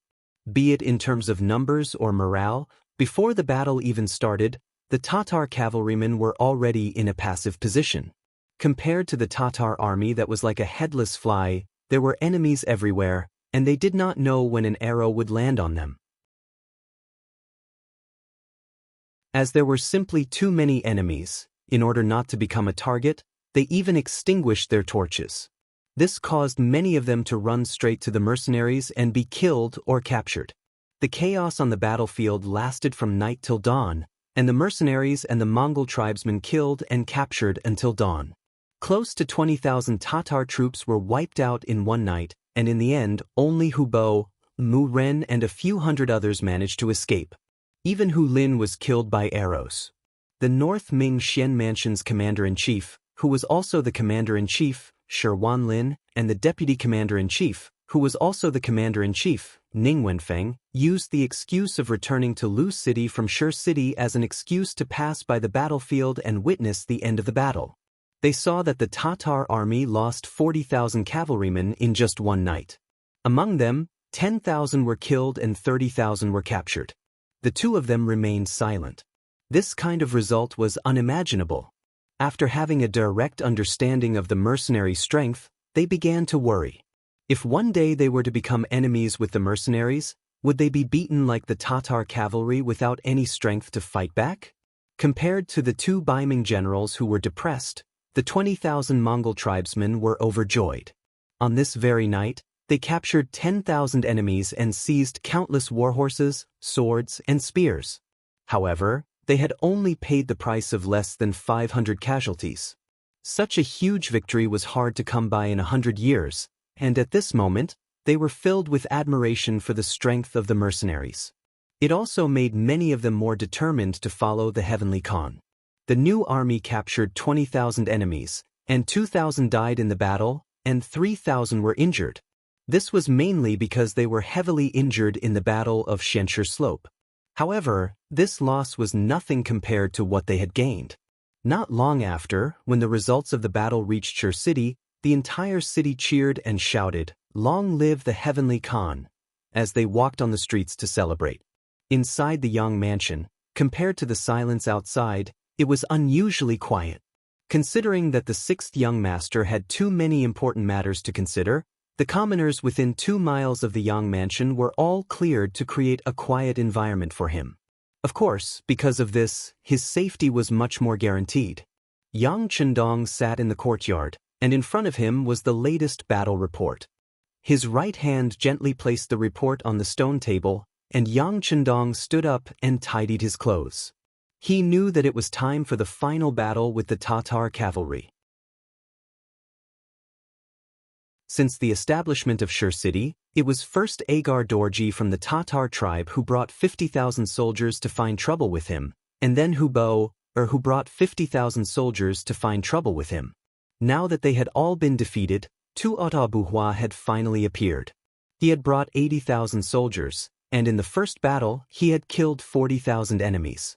It must be very painful for him. "I'm a good person, and I like to do good deeds. Let me end your pain."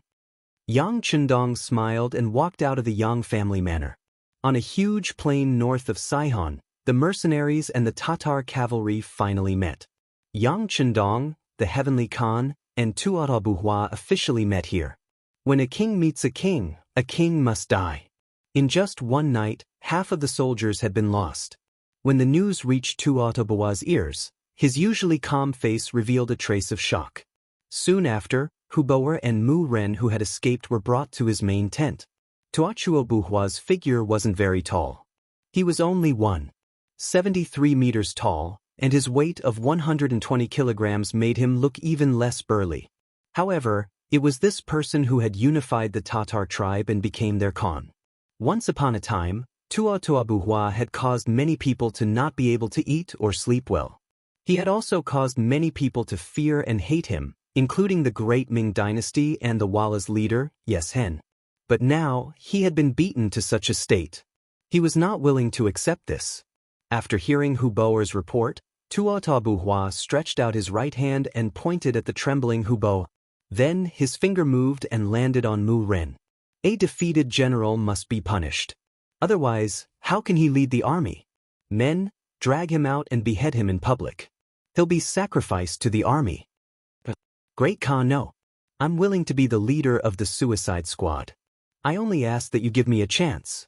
General Hu, save me, save me. Amidst the shouts, the Mu Ren was dragged out of the main tent. Hubo was left trembling.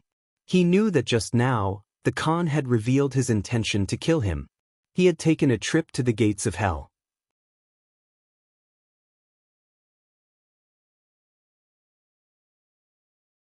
Chapter 887. Do you know what to do next? Audiobook pointed at Hubo again. I know. I am willing to be the leader of the suicide squad. I only hope that Great Khan will give me a chance to die like a brave warrior. Hubo raised his head as tears welled up in his eyes. Good, I will give you a chance. General Menk, you and Hubo will be in charge of the left and right armies. This Khan will be in charge of the middle army.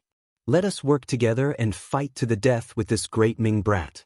If we win, the glory of our Tatar tribe will be reborn.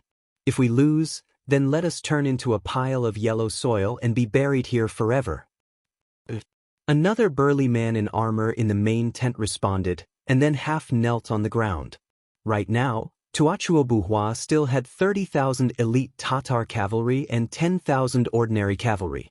In terms of numbers, the mercenaries had 50,000, including 20,000 from the Mongol tribe. The difference in numbers was 10,000.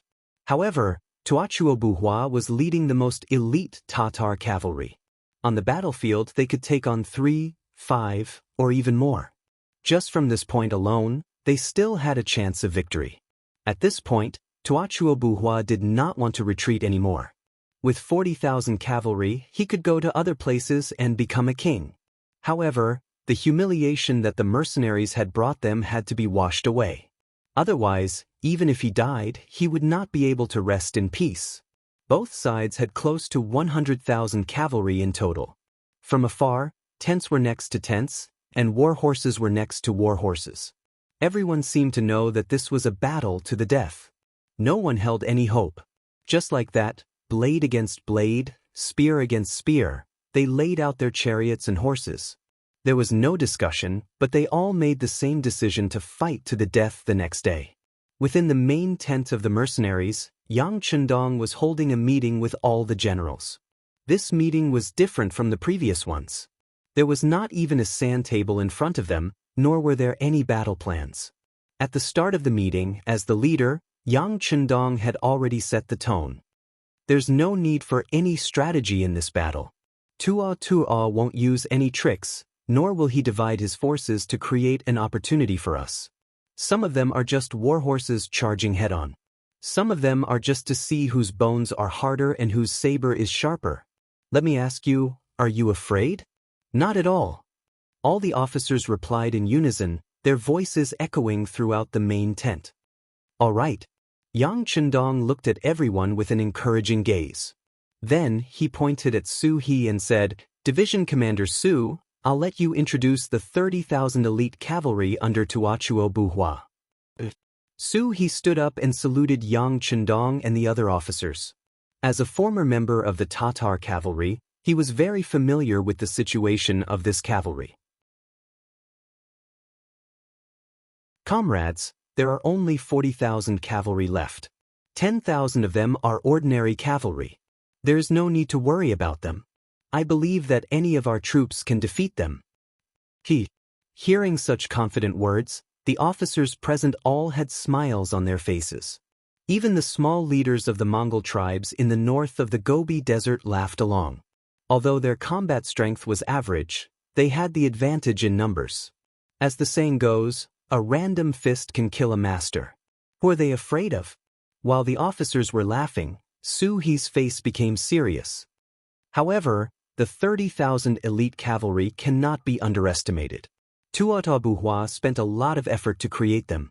Although they may not have been through hundreds of battles, they are veterans who have been through dozens of battles. They have rich combat experience and will not retreat without orders. Even if their formation is attacked, they will rely on a small number of people to deal with the enemy until the end of the battle or until all of them die. At this point, Su He seemed to see the disdain on the faces of the officers present. He continued in a deep voice, You may not know this, but Agadorji was bewitched by Yeshen and surrounded Tuatha Buhua with him. At that time, he only had 5,000 cavalry with him.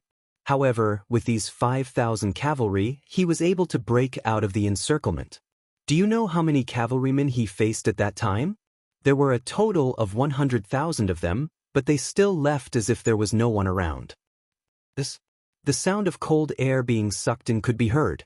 5,000 cavalrymen were able to break out of the encirclement of 100,000 people. This was an incredible achievement. Division Commander Su, have you fought with them before? The commander of the new army, Tiger, Mane, asked. He firmly believed that seeing was believing. If this was just hearsay, it was not enough to believe. Commander Tiger, I am ashamed to say this, but I have fought with them before. At that time, I led 10,000 cavalrymen and was on the outside of the encirclement. However, when the 5,000 cavalrymen rushed out, I sent some soldiers to stop them. After a chaotic battle, they managed to escape. After the battle, we lost 1,300 cavalrymen while they only left behind a few dozen corpses.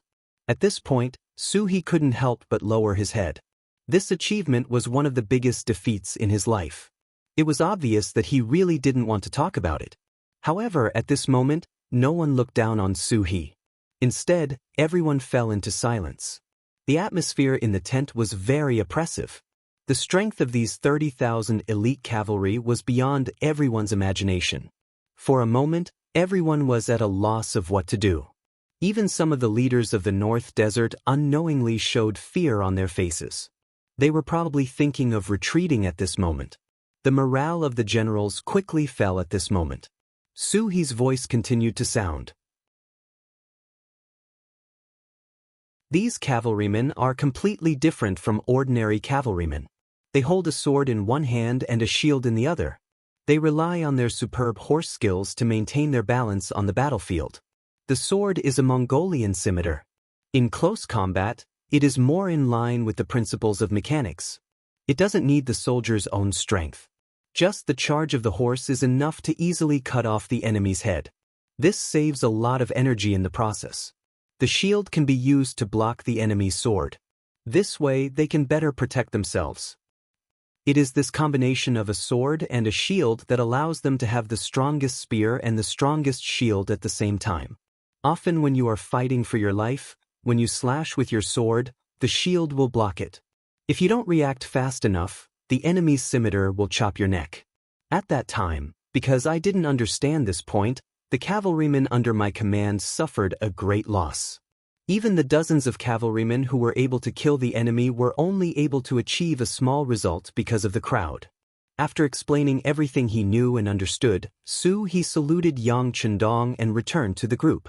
Then, everyone's gaze fell on Yang Chendong. In many of their hearts, this was the god of war. This was the 100 Victories general. The battles under his command would never fail. When everyone's gaze fell on him, Yang Chendong's originally calm face revealed a trace of a smile. The strongest shield and the strongest spear. Interesting. But I don't know how strong their shields will be when they are faced with muskets.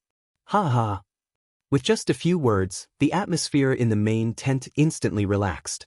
That's right, no matter how strong you are, when facing the muskets and cannons, can you really be invulnerable? Everyone laughed, and the original atmosphere was no longer that oppressive. Yang Chendong timely stretched out his hand and pressed it down. For a moment, the tent became quiet again. We have muskets and powerful cannons, but I don't think these are the treasures that can defeat all opponents. If we want to become the strongest cavalrymen in the world, then we are destined to gather the strengths of others and the strengths of others. We must learn from each other's strengths to make up for our weaknesses.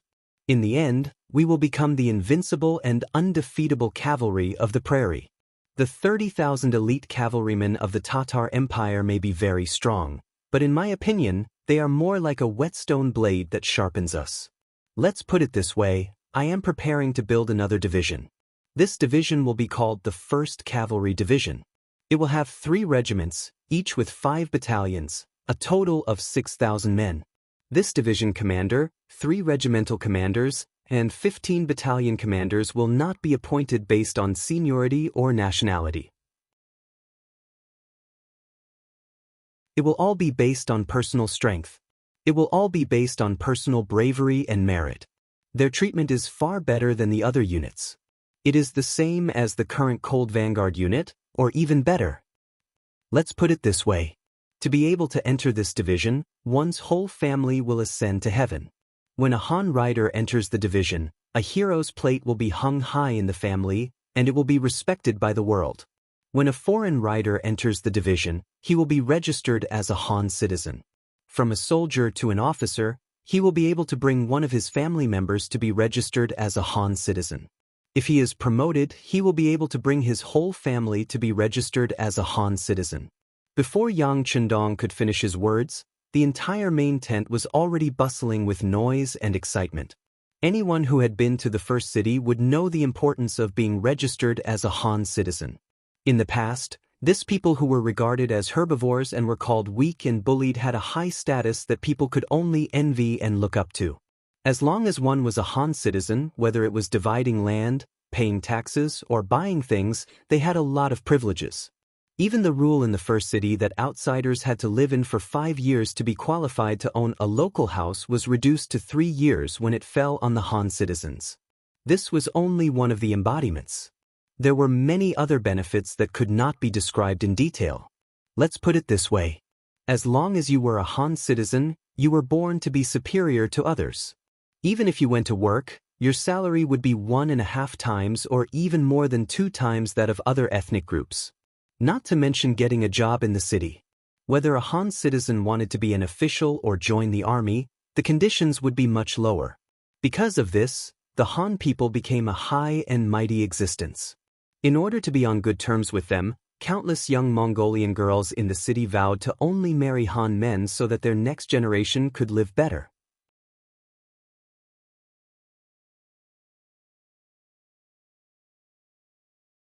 Chapter 888. There were many benefits to being a Han person, and everyone had a deep understanding of it. Fortunately, the Han people did not have the habit of bullying other races, or rather, they did not have the time to develop this habit. Although the other races were somewhat dissatisfied, they could not find a reason to express it. However, it was undeniable that they also yearned to become Han people in their hearts. It was just that there was no opportunity to obtain this power. For example, one of the higher-ups in the army, the Tatar division commander Su He, was still a Tatar. Even such a general could not become a Han person, let alone others. This matter of promotion could only be an idea. But now, Yang Chendong formally raised this issue in front of everyone and gave the corresponding conditions. As long as they could meet these conditions, they would be promoted. This made everyone see hope. Some of the small tribal leaders who originally wanted to retreat were also moved because of this. They clenched their fists tightly and had an appearance of wanting to perform well. Everyone's morale was completely stimulated by Yang Chendong's words. The conditions are there. If you can kill 3 Tatar elite cavalry, you can join the 1st Cavalry Division. If you kill 4 people, you will be a squad leader. If you kill 5 people, you will be a deputy platoon leader. If you kill 6 people, you will be a platoon leader, and so on. In short, the opportunity is in front of everyone. How to fight for it is up to everyone. Of course, if you are not the opponent of these elite cavalry, then retreat. I will use guns and cannons to solve everything in the end. Where to go, everyone can choose. At the end of the meeting, Yang Chendong gave everyone a reassurance that the 30,000 Tatar elite cavalry who were invincible in the eyes of others were not in his eyes. The reason why he did not use guns and cannons was because he wanted to use them as a whetstone to hone the combat power of the cavalry. With such a guarantee, how could everyone be afraid? A war was destined to not be lost. What was important was the performance of the battle process. The Han soldiers were thinking about how cool it would be to hang a hero's plate in their house. The grassland people were thinking about how their descendants would benefit from this action of theirs if it could be done. At this moment, no one was against the war in front of them, and no one showed any signs of fear. In fact, they didn't even want guns and cannons to appear on the battlefield, because they only had one thing in mind, and that was how they could perform well in this battle and successfully join the 1st Cavalry Division, so that they could bring glory to their ancestors and be respected by the future generations. Under Yang Chendong's intention, the contents of the meeting were quickly spread out. Then the entire camp was in an uproar. Other than the fierce Tiger Regiment, all the other soldiers were tempted. Regardless of whether they were Han soldiers or foreign soldiers, they all had a goal in their hearts, and that was to perform better on the battlefield tomorrow. At daybreak, many soldiers got out of bed without being reminded. Then, they began to sharpen their sabers, wash their horses, check their stirrups, and other things. All of them were ready to do their best and perform well. The sky slowly brightened, and the cooks began to cook. The aroma began to spread in the camp, but at this moment, no matter how delicious the food was, it seemed to give everyone a sense of dullness. At this moment, everyone's eyes were fixed on the enemy camp 10 li away, and killing intent filled the sky. In the Tatar camp, Tuachuobuhua also began to raise the tent after breakfast. 10,000 ordinary cavalry became logisticians, responsible for the army's food supply and other matters. The 30,000 elite cavalry divided into 3 different directions and began to move towards the mercenary camp. With these 30,000 invincible elite cavalry, Tuachuobuhua was confident that he could defeat any opponent. Reality would also prove that the Tatar elite cavalry was undefeatable and undefeatable, the strongest cavalry in the world. According to the previous arrangement, Hu Boer would be on the left, Mink on the right, and he would personally lead 10,000 elite cavalry in the middle.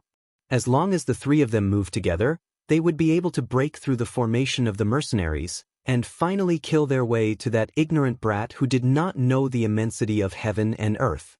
At that time, they would use the Mongolian curved horses to teach Yang Chendong how to behave, and tell him who was the strongest in the Central Plains.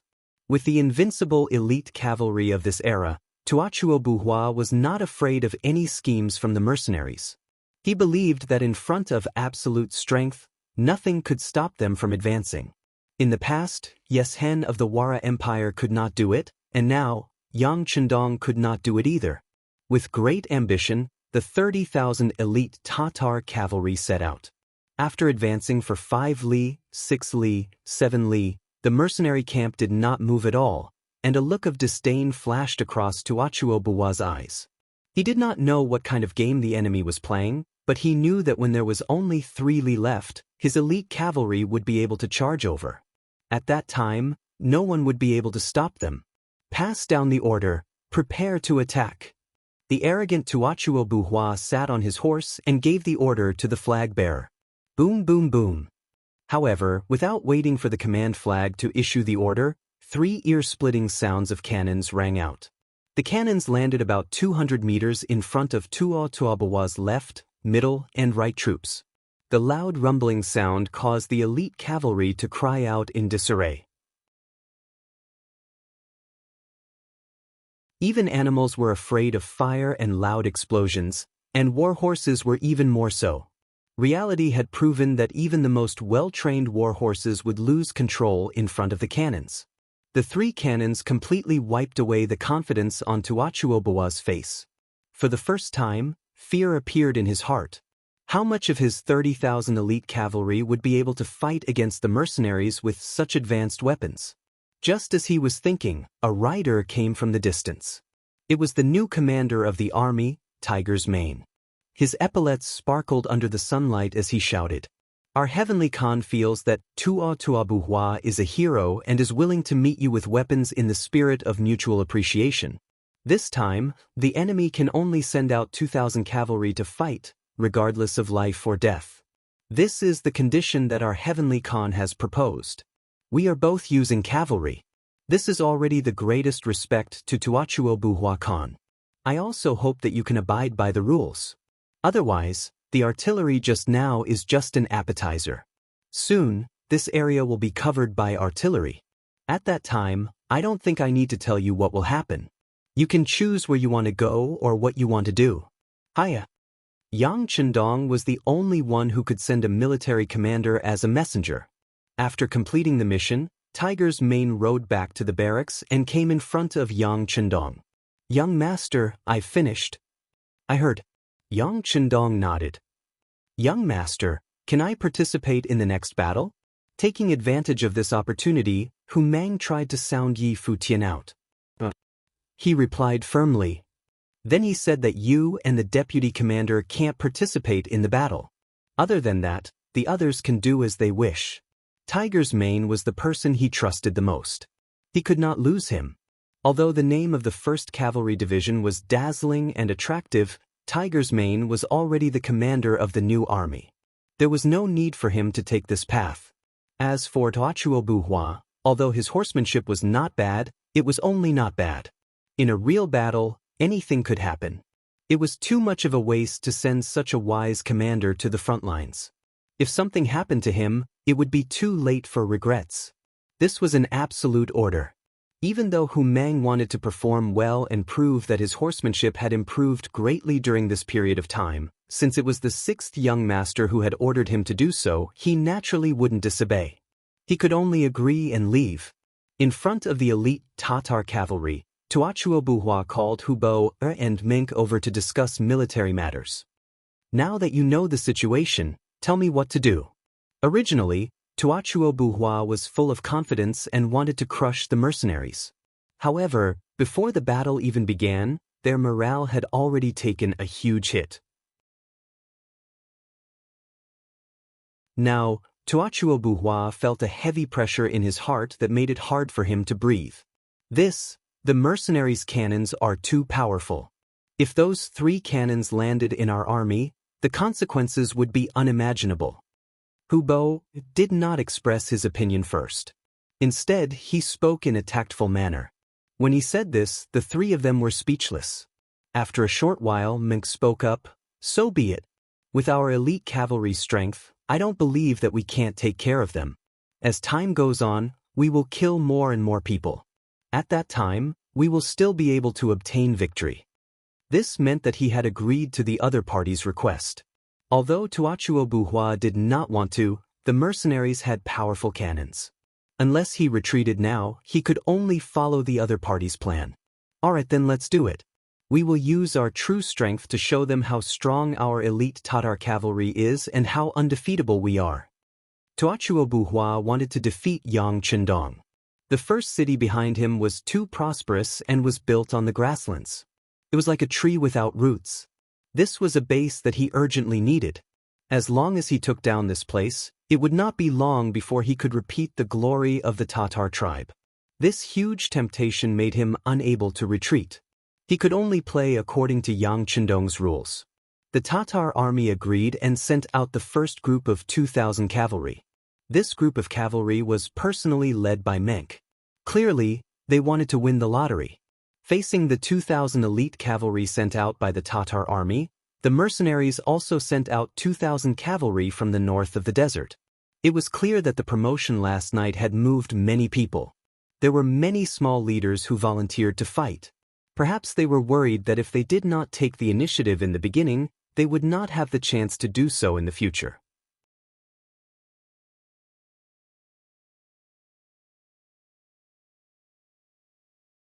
Chapter 889. Tell the cavalry warriors that as long as they kill 3 people, they can retreat.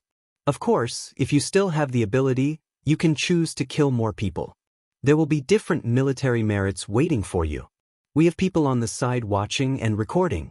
Of course, if you feel that you can't win, you can retreat. You won't be charged with desertion. In front of the first echelon of 2,000 foreign tribe cavalry and tens of thousands of soldiers, Yang Chendong made such a solemn promise. He was now the heavenly Khan. Every word he said was no less than an imperial edict. The reason why he made such a concession was because he was worried that the Tatar elite cavalry was too powerful and would scare these warriors.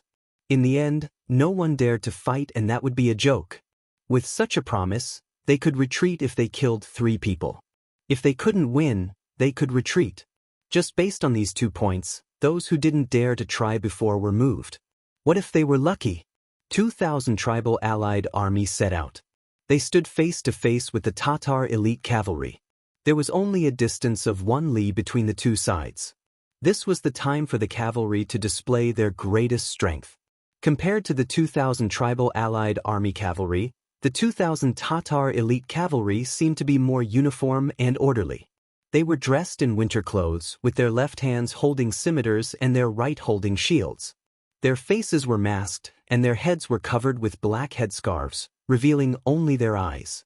They also wore long black cloaks and wore riding boots with daggers attached to them. They all carried large bows on their backs. Just by looking at them, they gave off an extremely fierce feeling. 4,000 people looked at each other. 8,000 eyes looked at each other. With a loud shout, both sides launched their most powerful charge. 4,000 cavalry warriors clashed in the blink of an eye. Then came the clash between the scimitar and the scimitar, the clash between the scimitar and the shield, the friction between the scimitar and the air, and the cutting of flesh and blood. The men borrowed the power of the horse, and the scimitar borrowed the power of the wind. Raising the scimitar, descending, chopping, dodging, or falling off the horse. The cruel side of the battle was constantly displayed on the battlefield. Blood and flesh flew everywhere. This was destined to be a bloody battle that would be written into history. Ding ding dang dang, this battle lasted for an hour. Following that, more and more cavalrymen from the northern desert tribes fled. The number of people on the battlefield was constantly decreasing. After another hour, the battlefield became quiet again. The elite Tatar cavalry had won. The Mongolian coalition army of the Gobi Desert sent out 2,000 men, but about 500 men escaped. Among them, the best one killed 2 men, but because there was no one by his side and he was in danger of being surrounded by several elite riders, he had no choice but to retreat. Not a single qualified soldier was selected in the first battle. This was a heavy blow to the morale of the entire mercenary army. On the other hand, the Tatar elite cavalry had killed 1,500 enemies and only lost less than 50 riders. This kind of 1:30 casualty ratio made the soldiers cheer unceasingly, their morale greatly boosted. Treat the injured warriors and arrange for the second batch of soldiers to take over. Yang Chendong sat on a large chair, surrounded by his black knights. Seeing the complete defeat of the first battle, he did not show the slightest anger or disappointment. Everything was within his expectations. If there was anything unexpected, it would be that the performance of the elite Tatar cavalry was stronger than he expected. However, this was even better. Since he wanted to create the first cavalry division and create the strongest cavalry in the world, the sharper the whetstone, the better. After the order was given, the second batch of 2,000 cavalrymen charged out. Although the failure of the first battle was a severe blow to their morale, they also learned some experience at the same time. For example, if they found that there were too many retreating cavalrymen, there was no need for the rest of them to fight hard. Otherwise, they would only be surrounded by the cavalrymen, and there was no other choice but to die. After the first experience, the second batch of soldiers charged out closer. They tried their best to be under the protection of their comrades. This way, they could face the enemy without worrying about being attacked from the front and back. After the first experience, Audiobook did not send any generals to lead the troops. Against these average Mongolian cavalrymen, there was no need to send any generals. They could also heavily injure the enemy. In the first battle, they had killed 1,500 enemies. If this continued, it would not be long before the enemy ran out of soldiers to send. Thinking about that, Audiobook had an urge to laugh out loud. Heaven Khan, do you think that I am afraid of you just because you outnumber me? Then I will let you see how wrong your decision is. The second battle began. Compared to the first battle, it was much more intense. It was obvious that everyone had used all their strength and did not hold back. This was a real battle, a bloody battle.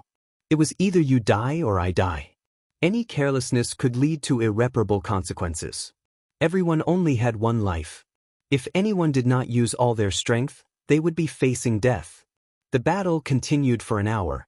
During this time, hundreds of Alliance Army cavalrymen had retreated. Perhaps they felt that they were not strong enough and that if they continued to fight, they would only die. Or perhaps they were injured and could not fight anymore. Either way, the situation on the battlefield was worrying. On the entire battlefield, there were less than 300 Alliance Army cavalrymen. Looking at the Tatar elite cavalry, only a few dozen had died. There were not many casualties. Kill, continue to kill. I still need one more person to join the army. In the battle, a very young Mongol cavalryman was still waving his blade. He blocked left and right and solved another crisis. His name was Huhelu. He was a young man from a small Mongol tribe. Like most Mongols, Huhelu grew up on horseback, and this allowed him to train his skills on horseback quite well. However, his best skill was still the knife-cutting technique. It was said that it was taught by a veteran soldier who passed by their tribe to recuperate. In order to learn this skill, Huhelu secretly killed a fat sheep in his family and gave it to the other party. Then, when the other party left, his horse skills had improved greatly.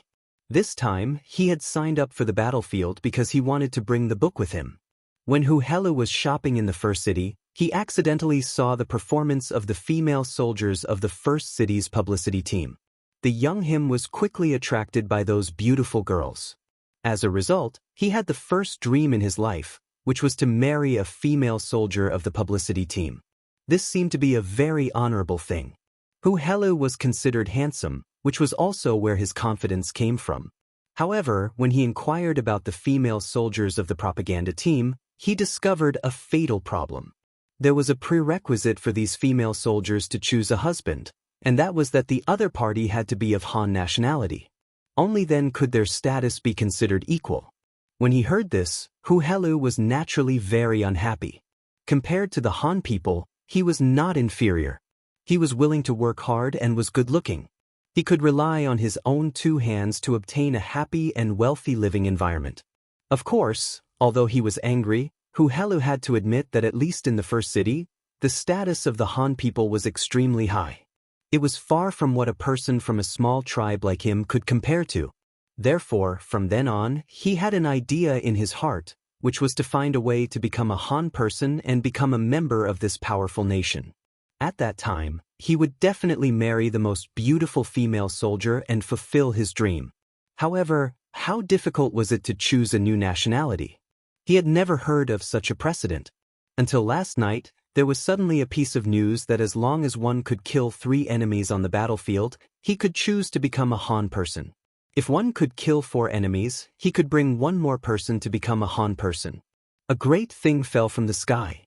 Hu Helu felt that the blood in his body seemed to be burning at this moment. He knew that the long-awaited opportunity had come, so he had to seize it. The realization of one's dream always needed to be fought. The opportunity was right in front of him, and Hu Helu did not want to let it go. Facing the powerful elite Tatar cavalry, he used all his skills. Not long after the battle started, he took advantage of the chaos and chopped off the head of an enemy cavalry. Then, in the middle of the battlefield, he stabbed his saber into the chest of an enemy. After killing 2 people in a row, the target was right in front of him. Hu Helu saw hope. However, the surrounding environment also became vile.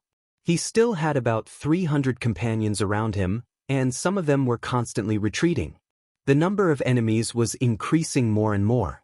Wanting to kill 1 enemy in this kind of environment was easier said than done. Right now, Hu Helu could choose to immediately retreat. This way, he could protect his own safety. After all, the mercenary camp was half a li behind him. As long as he retreated there, the Tatar cavalry would not dare to pursue him. There were more than 3,000 muskets of the ferocious Tiger Regiment placed there. They could take his life at any time. But if he did that, his dream would be shattered. This was something he could not accept. Therefore, he only had one choice left, and that was to continue killing the enemy. Even if he only killed 1 person, he would be able to become a Han person. Everything in the future would become bright. It was too late to say, but all these thoughts were formed in an instant. At this moment, Hu Helu's eyes revealed a wolf-like light. At this moment, he was determined to kill 1 more enemy.